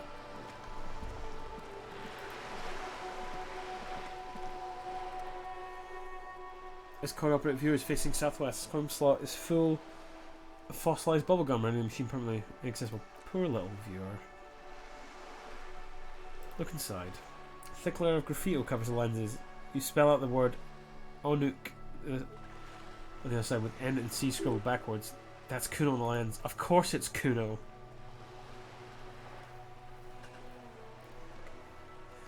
Under the graffiti, a set of blues and greys appear. Behind the water lies a coast studded with concrete and reeds on it. A church on stilts, lanky, weather-worn wooden planks and egg-shaped cross-toppings power. You know this to be the star of Pericanasis, or the Chiro, the centre symbol of the Pericanesian Church. A star, a great moral height that we strive toward. Vandalism. Around the large wooden building, you see chunks of sea ice gathered on the beach and small tents up in the ice. Probably some kids to the tent inspector's rigged slot. Sound about clever solution to ruining a coin operating from the slot. Bet you any money if I was on my Inland Empire stat was pretty high up, I'd get some weird shit from it.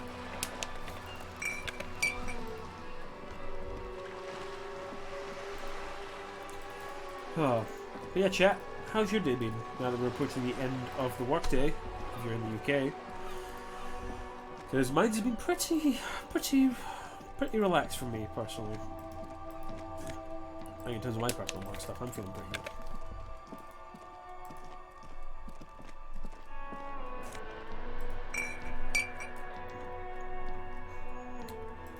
Ah, there we go. Yes? Oh, never mind. On we go.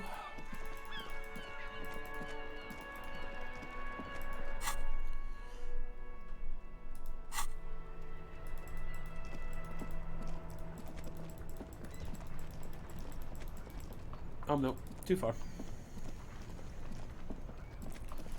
So I remember the gardener told me that the pawn shop was down here, so it might be worth having a look at the pawn shop.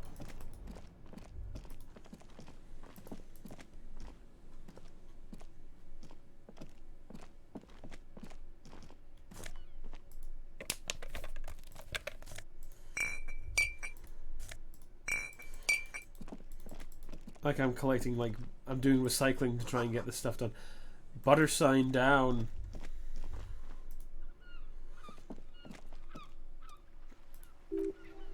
Pull the lever up. You pull the lever all the way up. 10 clicks against the company. Your soft clink. No, you close the water lock, turning it into a bridge that's lets you cross the canal, but this crashed smear butter sign in the way you pull the lever, you probably won't do anything. Release the lever. Spring brings the lever back to service position. You suddenly close the water lock and get across the canal some way. Is there a sign of the same function that would be stored on Wednesday morning? Oh, that'll do it. Who's this? Hello, sir. Oh, evening, officers. Is he holding a knife? Brother man hangs about the wall, carrying up a generous serving of salami with an old hunter's knife. His eyes are fixed on a man stranded on the other side of the waterlock and on the most billboard that's fallen down in the canal between them. First says, what are you doing here, man on the waterlock? My friend Barry, the butcher, is stuck on the other side of the waterlock. I'm keeping him company in eating his salami. From the corner of your eye, you see a man in a yellow shirt and grey overalls waving at you from across the canal. He seems disappointed about the wreckage of the waterlock and the salami. The man on the waterlock lock picks the skin off a slice of salami and takes a sizable bite. Very good stuff. Anything I can do for you, officer? Do you know what caused this wreckage? Point to smash it. I wasn't here to witness it, but these look like tire tracks on that sign. Weird, huh? Then again, plenty of daffodils here in Revachol. Too bad it also takes a year and a day to repair everything around here, especially a waterlock. The rest of the coast is closed off till then.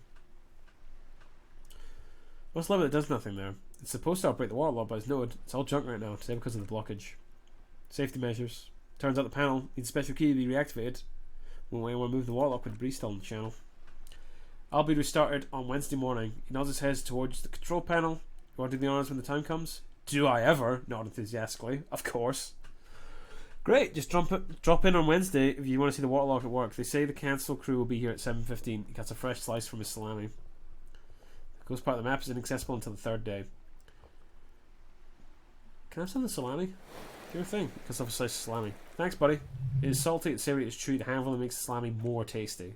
Wasn't too upset, turns to the lieutenant. 10 pounds the offer from it and decides to go for it. Why not? He takes a slice of the salami from there and chews it. You know what's further down the coast? Oh, there's the fish market.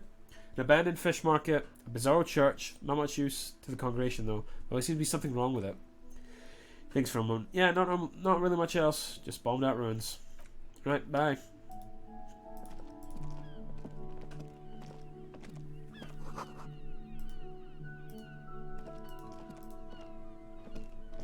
I feel like this was my fault. Come billboard reading Samaritan butter, south of the canal. Two ugly lines bear the bright countenance of the blonde boy depicted. The sign billboard has fallen on the waterlock. Keep it open and thus out of order. What's Samaritan butter? Wherever it is, the boy on the billboard seems very happy about it. Goat milk butter. The Samaritan terrain makes it easier to raise goats than cows, and local goat farmers produce high quality meat and dairy staples that add variety to other nations' diets. It is an acquired taste. Hey, success. Judging by the size of the impact and the parallel lines of burnt rubber, the cause was probably a motor vehicle. He's on the same tracks as earlier in front of the whirling rags. Look at the crater. Side slip marks indicate that the vehicle was travelling up the crater at 35 kilometers an hour. Look at the roof of the shack. Flat marks on the roof indicate the vehicle vaulted from the crater to the roof of the shack. Look at the sloping metal roof panel. Sloping metal roof panel. Panel serves as a takeoff ramp. Look at the broken posts. Vehicle soared through the air, hitting the billboard and upsetting the posts. Then it continued its flight, taking the billboard with it. Look at the sign. The sign broke the vehicle's fall into the canal. Samaritan Butterbills looks freshly painted, suggesting it took the plunge recently. How recently? Within the past 72 hours. That was me. That was definitely me. That was definitely my fault. Look at the opposite bank. Still speeding, the model made a loop and vanished in a fog along the coast. What was the model of this phantom vehicle? There are two good candidates, the Cupra 40 and the Linea G22. Why the Cupra 40? It's about the right size, and the tire marks look like they came from the skinny tires frequently found on that motor carriage. Thanks when you're done. Cool. It's about the right size, and the tire marks look like they came from the skinny tires frequently found on that motor carriage. The Cupra 40 is a very popular model with bank clerks, toppling pie, delivery drivers, secondary school teachers, cops, strippers dressed as cops, undressed strippers. Why the G22? Very sturdy but light motor carriage, more likely than most to survive that jump. Yeah, G20 is not particularly popular due to its peculiar proportions which manufacturers 19 probably thought about for too long. What now? Now you'd have to follow the tracks to be sure. Blink. Tenant looks on you waiting for you to wrap up your analysis. That's totally me. Oh. Any theories about that happened here? He's not the sign. Looks like someone's in a real high. Reckless traffic hooliganism. Some top shelf shenanigans. I want to be driving, shake her hand.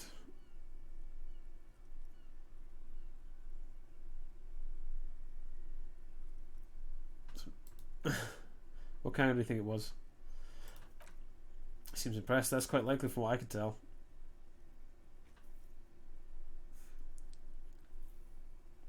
That's not who it might be.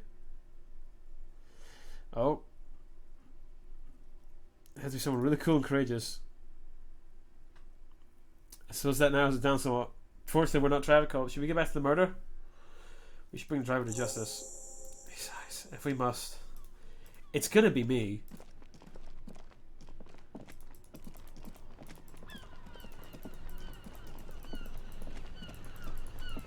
Okay.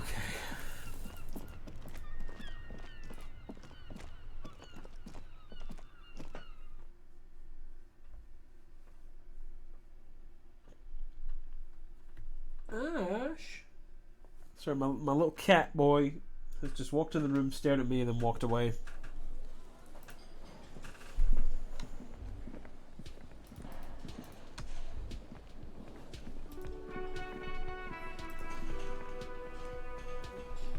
Guess it means I'll get to do karaoke at some point.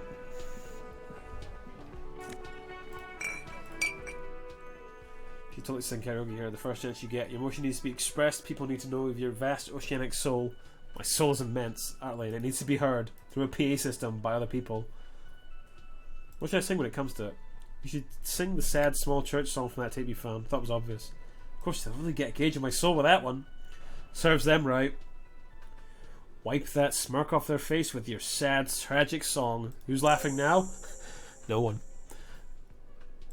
Nice. Can I help you? So about that money I owe you. How much do I actually owe you? Again, a lot for the room, the broken window. 100 real. No, I'm going to sing karaoke. Absolutely out of the question. Absolutely in the question. First we find a sad banger, then we sing this place to shit. Your body is ready, sire. Oh god. Yes?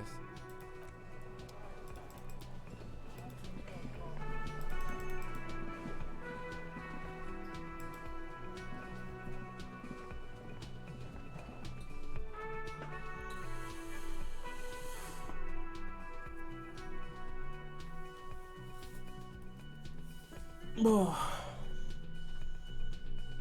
Very productive. I can't believe we actually got the body sorted. I mean, there's something about it that doesn't sit right with me. That I think poor Super Cop is not seeing. Which reminds me, I need to get my tie.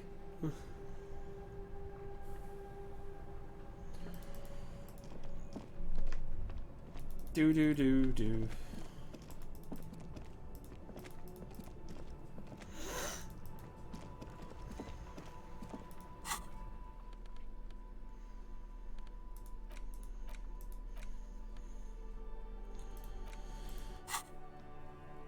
Here, actually, look at all that content. Oh boy, here we go. What are you trying to say about broken tossaway mug that you dug out the garbage? This mug's an example of prejudice. I'm going to use the example of what not to do. But it was in the trash. Why don't you just call it out when you see it, or just volunteer? I'm gonna look at the sad book again.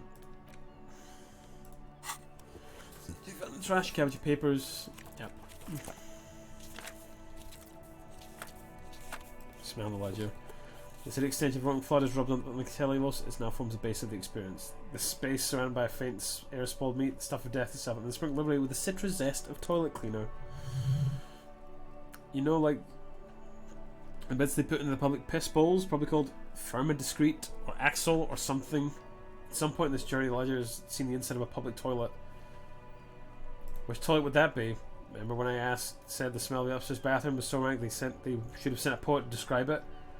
He sprinkled liberty with the citrus zest of toilet cleaner, a line this poet might have used. Yes, it is, among many other things. The ledger was dropped in the toilet by you. What the? Jesus. The words just crossed your mind somehow. Who were they for? Who do you think?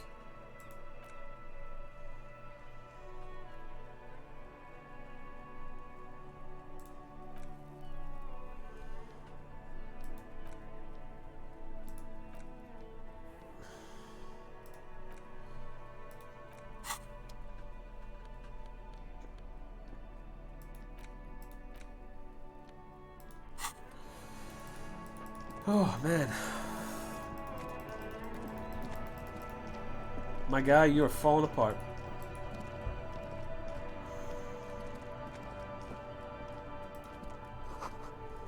This is man-made tuna fish, not for resale. This says speakers from the people of Samara. Said food gift for the people of Messina. Everything is good here. Helpline to the company that controls the drawbridge. To the company. Sorry, not the helpline. What am I talking about? Found sneakers on a pair of steel speakers. You see two lovely defeated speakers, thralls, slaves basically, perched atop them like conquerors surveying the land. A pair of Fallon, durable wear sneakers. Ultra I can series. see you have a taste for luxury, officer. Can't keep your eyes off those sneakers? Inspect the sneakers. A pair of Fallon Ultras. The design is impossibly sleek and simple. A futuristic silhouette with a sleek monochrome colorway. A jet black up and a silver lined midsole. Sneakers missed at the street vendors' intones. Sneakers are the latest. Found sneakers, super rare, super fine, super cool, only 50 real. Only? That's madness. Plus 1 reaction speed, plus 1 hand-eye coordination. Be good. You remember slogan from the magazine? Inspect the sneakers. Some respectable sneakers have been conquered, reduced to a mere prop by the indomitable Found Ultras atop them. Small heat embossers on the veneer reads, Solidarity aid from the People's Republic of Samara. The speakers themselves don't seem to display the magical qualities. No, don't look at the speakers, officers. Look at the sneakers. The sneakers are the stars here. What about the speakers, though? Doesn't anyone want the speakers? These speakers are Samaran garbage. I'm ashamed to even use them for props. Don't waste your time on them. Can I just... That's something they're from the Samaran People's Republic, produced under the dictatorship of the proletariat. Can I just say the sad conquer sneakers? No, officer, these aren't just for sale. These aren't for sale, they're just bad speakers. Lo-fi socialist junk. That's why I want them. I might be lo-fi socialist junk myself. Oh, so you're a high-class policeman who accepts nothing less than the best. Lucky for you, I've got the best on sale. What do I do to someone on a lo-fi socialist sound system? Hey, psst. Who, me? Yes, you. Word on the street is you're ready to start building communism again. How come this word on the street? You keep saying things like down with the bourgeois, eat the rich, sodomize the landowners, impale all people with more than 25 real in their pocket, literally murder all human beings, regardless of their political beliefs, that kind of stuff. Alright, that sounds like me. Funky style, very funky. So tell me, do you have any questions before we fire out the big communism builder, or do we get right down to it? Wait, first, what's this communism even about?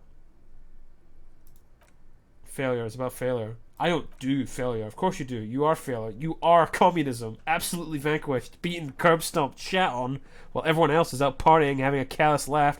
You will reverse the fortune of the workers of the world. You alone, against every living thing, against every human alive. 800 trillion real in the hands of an impossibly well-organized ruling class towards city blocks of bankmen who have years of prime ministers, million-headed armies of nations, and the love of your own mother. You, against the atom, the charm, and the spin where the whole world failed, matter failed to bend to human will. Human will failed to get out of bed and tie its laces. You alone single-handedly will rebuild the dreams of the working class. You are the last communist. Why don't we sleep and start building communism? Oh yeah, get the fire squads and the animal wagons ready. Wait, what fire squads? You didn't say anything about those. Too late, back out now. You can't make an omelet without breaking a few million eggs. Alright.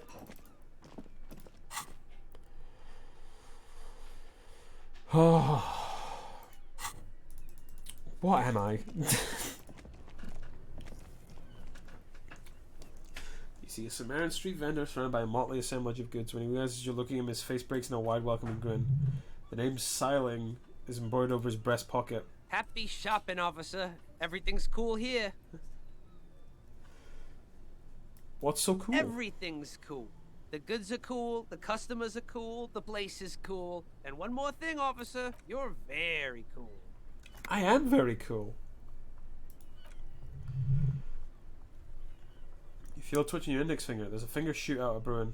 Whip him out. Don't shoot, officer. Have we got an arrest here, or just a shakedown? Shakedown. Good one, officer. You're a funny guy. Now, what can I do for you? Okay, I'm really here to shake you down for some answers to official police questions. Fire away, officer.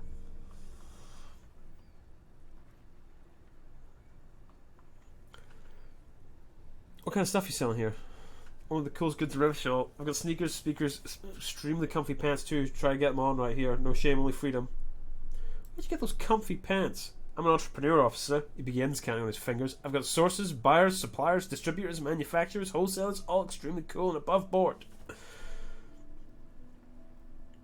I have permit to sell that? Good joke, officer. Here we don't have permit, just economic freedom. Take a look around. He takes a deep breath. You glance around the decrepit buildings, the miserable weather, the sidewalks strewn with sunflower seeds and the seeds in the dust-choked air. It's beautiful, beautiful freedom. Okay, is it true? He doesn't need a permit to sell? It is, yes. Anyone can set up the shop wherever they feel like it. That's right, no permits in bureaucracy. That's why this city and its law officials are so cool. Wait, what are we doing here if there are no permits? Then please, if you want to be cynical about it, you can say we're here to protect the interests of property holders. I'm not, however. My man, officer, you make all this possible. Without you, this client would be extremely bad for business. You're part of the gossamer state. Gossamer is a fine, filmy substance consisting of cobwebs spawned by small spiders seen especially in autumn. Safe to say he's referring to the near absence of regulations. While everyone else lives in the ruins. I can think of cooler things. Yeah, cool ruins, he agrees. I get to sell quality goods like these by cutting out the middleman. You don't have to rebuild your house, live in crater or in a tree. He points to a tree, wherever you can. Do that, only in here. Pretty sure you can live in a tree elsewhere, but you wouldn't believe it anyway. Is there a discount for cool officers like me? No need for discounts. Settings officer, everything's already on sale. You know what's great? Anything you want, 50% off. But did he first mark them up 100% just so he could put them on sale? Those things really necessary. You should check out the price first. My man, you know how the game is played. You and me, we should work together. What do you know? What do you think? Shake things up, he winks. So let me ask you something else. Bags you're selling have humanitarian aid written on them. How come? That's... Means delicious prepackaged shelf-stable meal kits. Really easy to cook, no hassle. Really cheap too. Buy some, try them out. There's a little hassle here. It appears a moral hassle. Does that beat the idea of humanitarian aid? It's supposed to be free. That's what makes it humanitarian. It is practically free. Yours for 5 cents a piece. Rot that tuna. Why not smack her too? I think one said not for resale in the packaging. No problem here, officer. I get all this from one of my suppliers, an extremely reputable guy. And who's your supplier exactly? Oh, he's a good guy. I think you get along. I'll let you know the next time he's around. Interesting. 10 whips out blue notebook, making a note. Where are you from, Siling? Hey, it's a boring store, officer. Who cares about the past? I'm all business now. All Revicol. Revicol comes from CJ, sometimes known in the Apricot City. You're from the Apricot City. Apricot City calls to mind there when the city potato was called. Jesus, what word? The words are not coming out of my mouth proper. Apricot Suzerainty calls to mind there when the CJ archipelago was colonized by Revachol. It's a bit of a slur, in other words. Sorry, I didn't mean to pronounce that. I meant to say that you're from. Sorry, I didn't mean to say that. I meant to say you're from. Very cool. Ceiling nods. His eyebrows forward. I admire your awareness of our entwined histories. Super nice of you to eulogize for colonialism, but the apricot suzerainty is a shithole. That's why I left. You're welcome. I don't know why I'm talking about this. It's some kind of mind reaction. Point to your head. Humanitarian aid macaronis. Come on. Yeah. Start with a little comment, then work your way up from there. This is my business. Hey, you seem like a really successful new. We'd like to support a member of the local police force. Oh, okay. The man stops his face. Something serious, but why, officer? It was an investment. Investment, he raised a brow tree. What kind of investment? Investment in me, a highly experimental human being. My risk-reward ratio is insane. I guess I can't be risking than speculating exotic derivatives. How much are we talking here? 5 real. What, only a fiver? You can buy a pack of 6 extras of that. Let's make this one stick, my man. 10 reals bargain for that kind of investment. You got it, my man. Takes a 10 note from the leather pouch. I'll look around. Ah, being a super cop is tiring. Also, I could become communist cop, should I want to do that.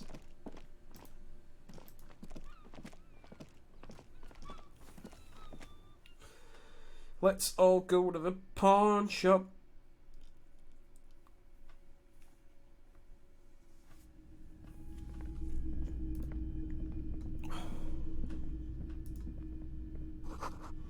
Machine and antique cash register. Plus a woman, Paxton says DEI. In the dark, film projector is whirring. Most military wear with a few more eccentrics thrown in. Wow, very large relationship with impressive print stance from another garb. Oh yeah? Oh yeah, the print depicts a muscled man striding towards you, a giant sword in each hand encircled by burning embers. Behind him is a cluster of cabins engulfed in flames beneath him with the words Helmdall burning. The antlers on the hood of a man's cloak and his piercing blue eyes are familiar. Sniff the t-shirt. It smells like worn cotton. A little old sweat there. Worn cotton at the side of a flea market or trash bin. Sniffing's okay, says the shopkeeper. Please don't try anything on. Have you leaving your photo emissions in the fabric of things you're not going to buy? What's the name of this man in the shirt? It's the man from Hemdall. Walking away from this burning village, yes. I'm guessing I'm supposed to know who this man from Hemdall is, but I lost my memory about recently and I need help remembering basic facts about reality. Huh? I said I lost my memory recently and I'm remembering basic facts about reality. Oh, I see. That's tough, man. I feel the same way sometimes. The man from Helmdall is the hero of a series of popular books based on a fictional version of Katla. He leans in. Most people don't think that man from Helmdall ever really existed, but they are wrong. Lieutenant raised a brow. Helmdall isn't a real place. Neither is the man. Real man, of course, but both the man and Helmdall are an ontological entity. He stops abruptly, but hey, it's not worth getting in an argument about. Wow, what? What do you mean the man from Hemdall is real? I mean, even if the man from Hemdall didn't exist before the adventure novels, the stories have made it so that he has. Simple, really. Okay. He sounds incredulous. You sound skeptical. It's not that complicated. All that's required is a more robust understanding of cause and effect. Besides, I've been to Katla, but not quite as far north as the Hemdall, and watched the northern lights travel across the sky. Very unique, energetic tides, though. It's for the best because Hemdall is not a real place unless he could not have gone there. Theory isn't exactly incoherent, but its logic does suggest some usual neural activity. Yeah, let's leave it there. Boombox on the shelf look well loved and well travelled. Chipped and dead, they stare at you with unblinking eyes of their tape reels. Down the tips of your toes to see more. One special capture deep gold and amber plastic with a big hold handle on top. Class that says stairway approved. Just make sure it works before you buy it. Shopkeep the stairway approved machine here. It's the Harmon Woshi WoW 2. Made in Vesper Design Soul, he says. Plays all real formats, 2mm, 8mm, 12mm. Even got a little radio in there. I'll sell you. It'll set you back 12 real. What I really want to know is, could this device come handy in my police work? If police work means playing tape, sure, you can use it for that. Or any other time you need to play a tape. You sure this is all in working order? Absolutely. I've tested each one myself with recordings of speech, found sounds, and music in a variety of genres, even though Grim says I don't really like music. That's all. Why doesn't he like music? Do you like music? What do you like then? Stuff I record myself. Silverware, shaking in drawers as motor cars race by, nocturnal animals climbing on the roof, airship rotors, that kind of thing. Maybe you should ditch music as well, getting these more experimental sounds he's describing. Let's talk to him. It's not often that I see officers of the RCM in my pawn shop. Yeah, the cat turns What can I do for you? Yes.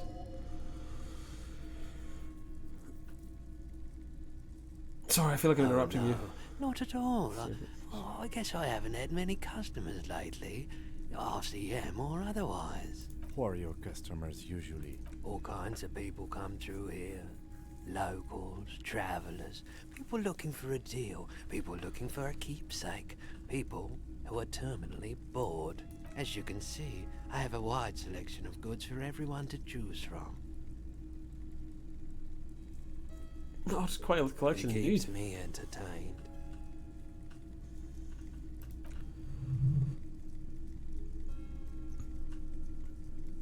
He's well composed by anything. You sense psychedelic process bubbling, some kind of drug maybe. You've got traffic. Some noise. Traffic? Sorry, but I don't. Do you hear when the traffic lights drove over your roof? Now that I think about it, I do remember hearing a thunderous noise the other night. Some kind of powerful electric vortex hitting the shop and then moving on. She was now down on a list of suspects. Does that mean you don't have any idea who the... So it must be Destiny that brought me here. Tell me more about this vortex. The end? I don't know about that. Seemed more like a sign of a large-scale transformation. Shook the entire shack. The vortex is going to become much bigger. It's only part of how it all ends. The end implies a stable state, whereas we can see from experience that everything is in fact always transforming. Thus there can be no end. But that's merely our meager sense experience. These are dark forces at work, now that we cannot even envision, much less see. Dark always has its silent bounce in light. Neither will prevail. The cycle will continue. He folds his arms with finality and turns away from you, concentrating once more on his light. Okay, he definitely is high. Whatever it is, you've probably done it many other things besides, but you can't just cut through the jungle so you can get to the answer. That's fair. Look at his wares, talking to him, that might give you more clues. Wait, do you have any guns like the ones carried by cops? Someone else came here earlier today asking the same question. I probably sold the gun you pawned a couple of days back. This is a pawn shop, and it did feel as if you met before. Oh god. Tense shifts from one feet to another. Wait, I sold my gun? You're adamant about getting rid of it, officer. He hesitates, said you were undeserving of a service weapon of the Rev Shuttle's Citizens Militia. I don't like keeping guns around the shop for long. Off the charts photo missions, the unhealthy kind. What's the buyer? A policeman too? She didn't seem like a policeman though. She kept referring to herself as a pig, which was odd. I found her interest in the gun a bit obsessive, but I was just happy to get rid of it in her. She was told she was terrifying.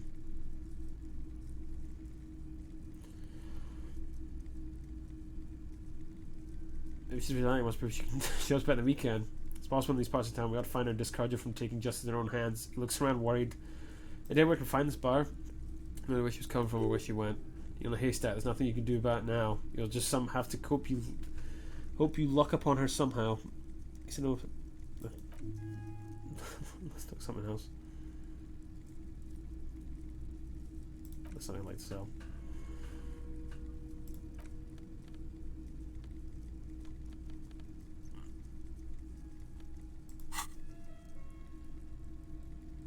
I think sell at the moment. Alright, Kim. We should think about calling it a day, maybe. I'm pretty Nights captain. are still miserably cold this time of year. But I know the money. Let's go that way. I'll say that if you'll be sleeping in the streets. We'll figure something out. Thanks, Kim.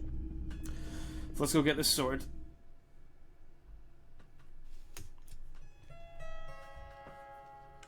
Oh. Well, chat. I'm going to wrap it up here very shortly.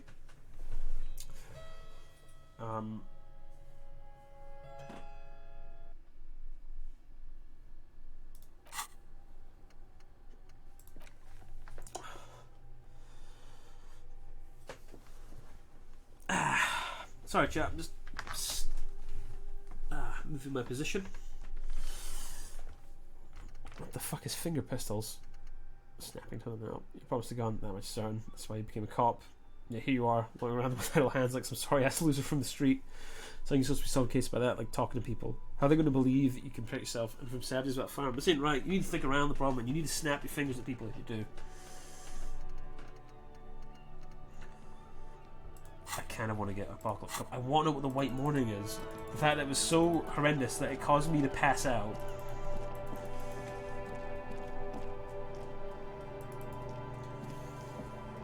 Oh.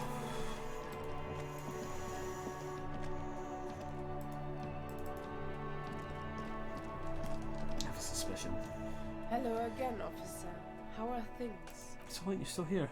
I'm a Nighthawk. What can I say? She flashed a smile. She's still here because you're still here. You have to stay up because I was. I like to stay at night, don't you? She looks in the darkness and smiles again. Right, I'm just going to quickly check Kuno-S. I'm convinced she's got my gun because they're the ones that keep calling me pigs.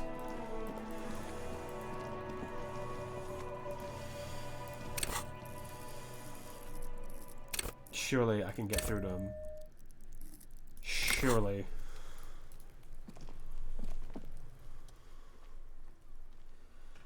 Fuck, does Coon okay? Oh my god, man.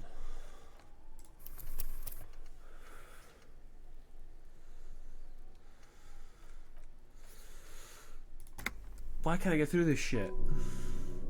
Don't know what to do, man. Just having a bustle piece of me. This kid's all having, you're not helping. Certainly, she loves it. You hear that? See, Porco wants to talk about how he can't hack the shit. Porco wants to move in with Kuno. Don't let me move in with us, Kuno. Why can't I get through to him?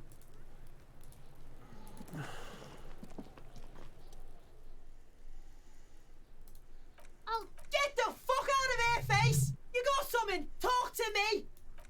So, there you go. Interesting. Okay. I think she's got my gun.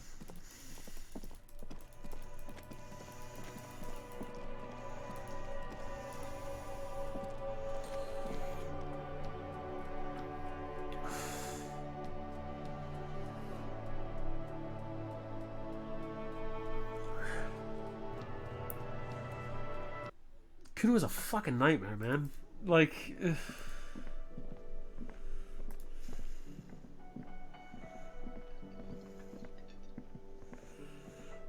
I help you? Spend the money. I was wondering if I could do something so arrange it for tonight.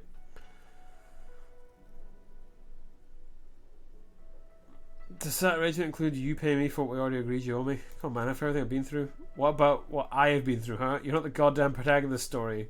I am. This is my hostel cafeteria and I need my money. Loud demotion, that's the worst. Hold on, I still have my key, you know. Good luck trying to use it. He taps his foot against a metal box installed in the back of the counter. Draconian measures. All locks have an electronic component. They have to be unlocked. You with a master key before your guest key will open the lock. This conversation isn't going anywhere, is it? Not until you bring me my money. Okay. He turns to you with a heavy sigh. I might have something in my motor catch you can use when you're done here. Oh, Lieutenant, we're done here. Fucking guard.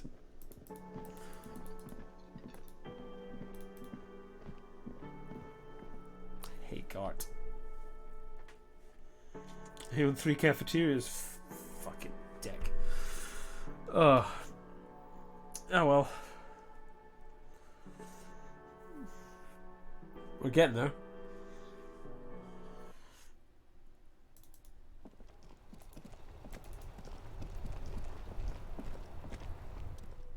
Instead, you see set steering levers, a radio microphone, a pull-out toolbox. That's not good people here. Something here we could sell. Look in the back in the suspect transport. Look in the suspect transport. Regular people just call it the cage. The cage at the back of the motor carriage looks rather uncomfortable. 4 shiny hubcaps are stacked against the seat. Their silver edges sparkle in the dark. Confiscated these 4 a little while back. We could take them to the pawn shop down by the Martinez Canal. What are those things? They're spinner hubcaps for those things that you put on your wheels when the wheels come to a stop. He makes a spin motion with his hands. The caps keep on spinning. There's no real use for them. It's just for vanity. Honestly, that sounds like an amazing physics demonstration. What do you mean you confiscate them? A couple of weeks ago I stopped them for going slower than the speed of traffic. Turns out it was some coalition official's son. And high. She took his spinners. He nods. I took them and arrested him for driving under the influence. I get it. Not a constant too. The members learning that they are. Lieutenant looks at the spinners and says, I was going to take them into evidence, but they weren't necessary for conviction. You never asked for them back. Did you want to put these spinners on your machine? No, that'd be silly. I don't know why I kept them. It doesn't matter. I wouldn't put them on this MC anyway. A cop with spinners. That'd be outrageous. Oh, Kim. That'd be outrageous. Yes, outrageously cool. Flashed a smile, barely visible in the dark. Sorry you have to sell them because of me. As I said, they're useless anyway. I should have remembered I have these earlier. Thanks, I appreciate your help. Yes, the bird's nest right near the canal. We've been there. If I'm not mistaken, it should be open late.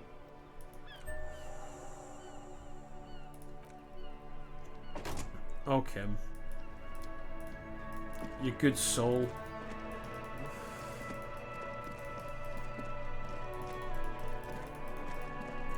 Right, so we'll sell these. Now, I already knew about that. I do think it's a nice interaction. It kind of speaks to Kim's character. That he's like super straight-faced cop. But he's like, I wanted to put these spinners These hubcap spinners on my wheels. Well, like, he was never going to do it. He just wanted to keep it because he was like, but what if, though? Greetings on this fine night. What brings you here? It's cool that you're still open. The Big city pawn shop vibes. is always open. Let's try this one more time. Oh my god! Something I'd like to sell. I like to sell these hubcaps. Steps in hands on the spinners. Rotates the hubcaps from the tenant, inspects them. The spinners appear iridescent in the dancing light of his pawn shop. Involved at the cobalt shimmer and nods. Yes, these are very good. Did you defraud some foreign prince for them? Jump a mask banger? No matter, I'll give you 200 real. No one was defrauded or jumped, I assure you. The lieutenant explains as the pawnbroker opens the register and counts the cash. Of course, I meant no offence. 200 real for you, officer. Delightful doing business with you. Do come again. Thank you. Takes cash and then turns to you. 200 real for you. You need for your bill. Do not waste it. The rest goes in his pocket. The rest is for him to compensate for the pain of being separated from his radiant spinners. That windfall is a small consolation.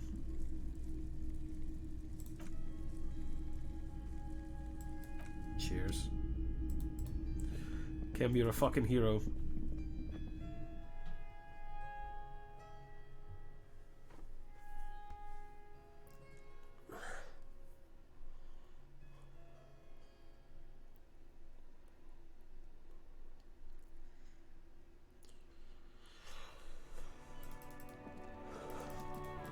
Come on, Kim. Let's go, bud.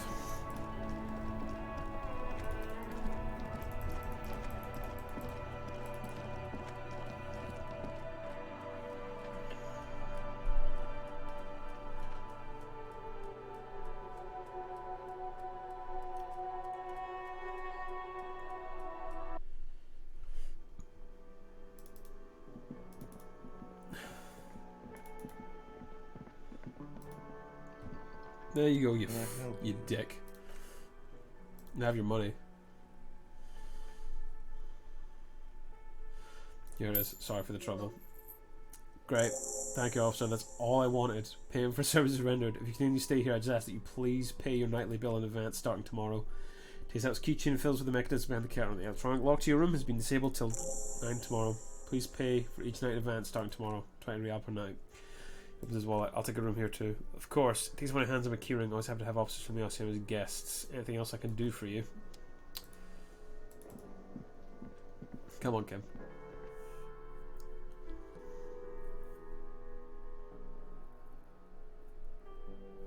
This ain't it, Chief. Revachol. It's pronounced Revachol. That's good to know because I've been pronouncing it wrong this whole time. This is the door of the room decorated. You redecorated. Good night, Just a Lieutenant. moment.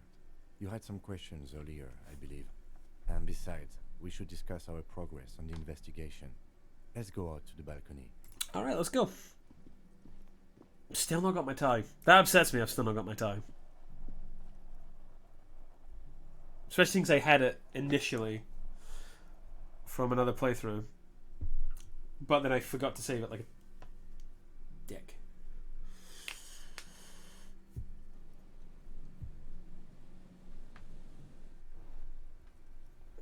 The outside is brisk, the lieutenant sound for a minute listens to the traffic calm When then. shall we begin? We should talk about the investigation, first and foremost. But I also remember you wanting to discuss the RCM. No, you smoked, Kim. I have a cigarette every night when I go over my notes. It's something of a ritual. Oh man, he looks so devastatingly cool with that cigarette. Thanks, my drug brain.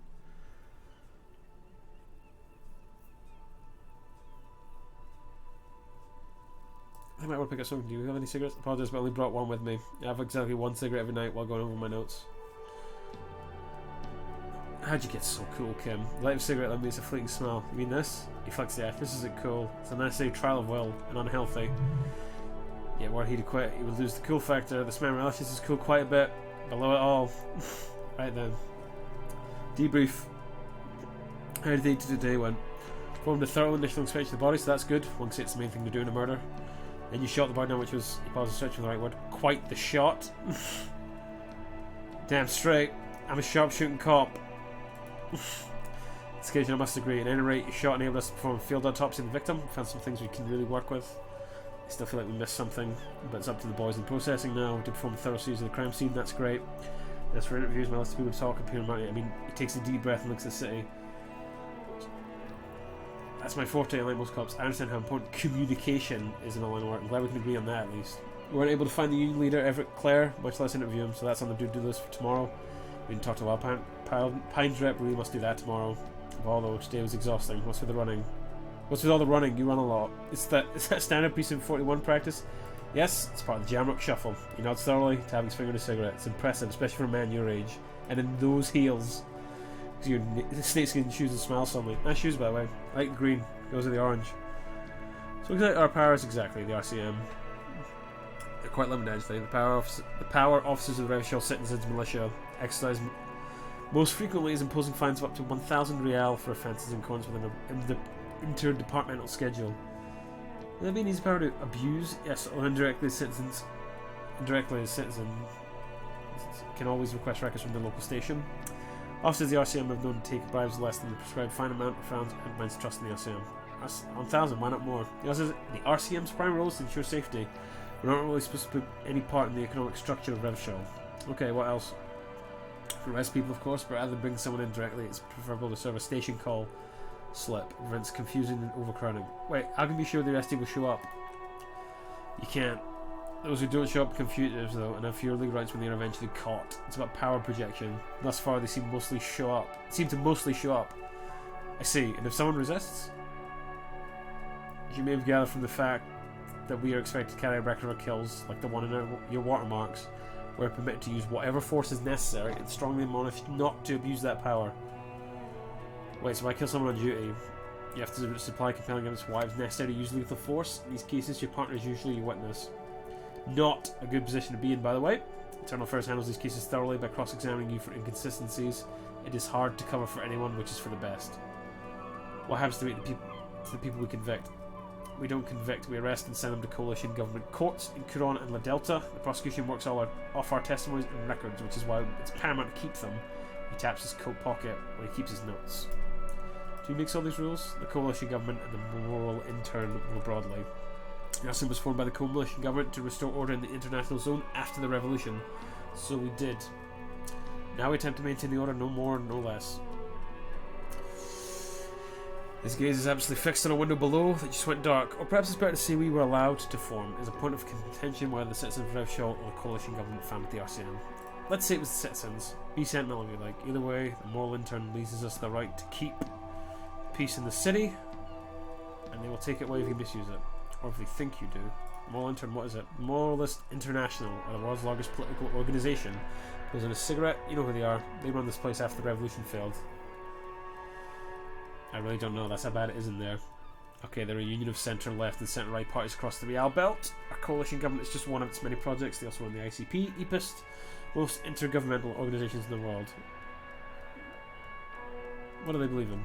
What do they believe in? They're Dolans. They believe. They continue the humanist project set forth by Her Highnesses Dolores Day 4 centuries ago. Others say they're just technocrats.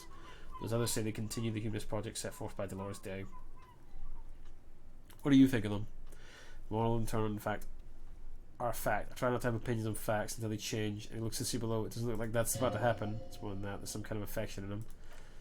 You like the moral intern? Yes, I did when I was younger, in my 20s. I considered myself a moralist. A blue forget-me-not. A piece of the sky, quotes. They're not all that bad. There's another left leitmotif associated with moralism. But the years have changed that. I don't know what I believe in now. He thinks and changes his mind. No, I believe in the RCM. That's enough for me. What's their symbol? Interesting question. It's a blue forget-me-not. Their motto is love, compassion, self-discipline. I think you can gauge what they want. You'd think of them from that. I mean, kind of unusual. Something almost self-explanatory. Something like dark blue seer's colour of the early night sky above. Dolores Day. A historic figure? The author of the modern age? He thinks. You'll have to look somewhere for opinions.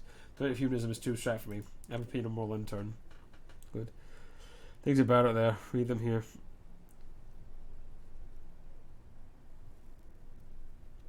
Have you seen the place? This isn't humanism.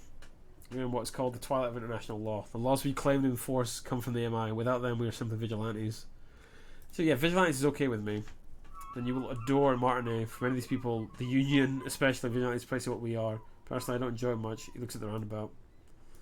Say nothing, just look at the night. Dying lights in the city shimmer. Below slowly like luminous clouds they pass his lines. The parent drags at the slim cigarette, contemplating the next drag. Air stack passes overhead. The whiskers of its floodlights on the ground. Below, Kisaragi's glasses lighting up as he looks at the sky. 2 glowing circles. Finally, he pulls in the cigarette and says, "They really don't like us here." And the mouth of that kid Kuno, it's different in London Jamrock and the Gridge. Why are they like this? It's our fault for leaving this place to the dogs, to the union, to the company, not daring to come here more often. It's like I told you, the place is an orphan, falling between the cracks. And in Jamrock and the GRIH, looks at the dark silhouettes of the equestrian monument cutting into the night sky and says, "We run this city. West of the river is RCM land. It's incredibly hard. It's incredibly hard. Human beings are," he shakes his head, "but we are in control and it's worth the organization's works. Our systems work. If they didn't, the city would disintegrate. Helps. I hope our investigation will help improve the situation here, at least do some good." "Me too," he says quietly. "But I wouldn't count on any drastic changes in our lifetimes." He's very tired, but the dark circles under his eyes make him look younger, not older. "Thank you for this." Yeah, it's getting pretty cold now. Let's go. He puts up the stub of his cigarette and looks to the door. And I think that's going to call it there. Around 10 minutes over. So, yep. Yeah, let's replace Smirk Cop. So, that's going to do it for me, folks. I will be streaming in about 20 minutes to half an hour with my other channel, No Name We Must Stream. If you'd like to check that out, that'll be good fun. We're going to play some Starbound. It's going to be pretty fun. Nice chill. And not as heavy going as this. But I will see you guys later. Thanks for coming in. Bye, everybody.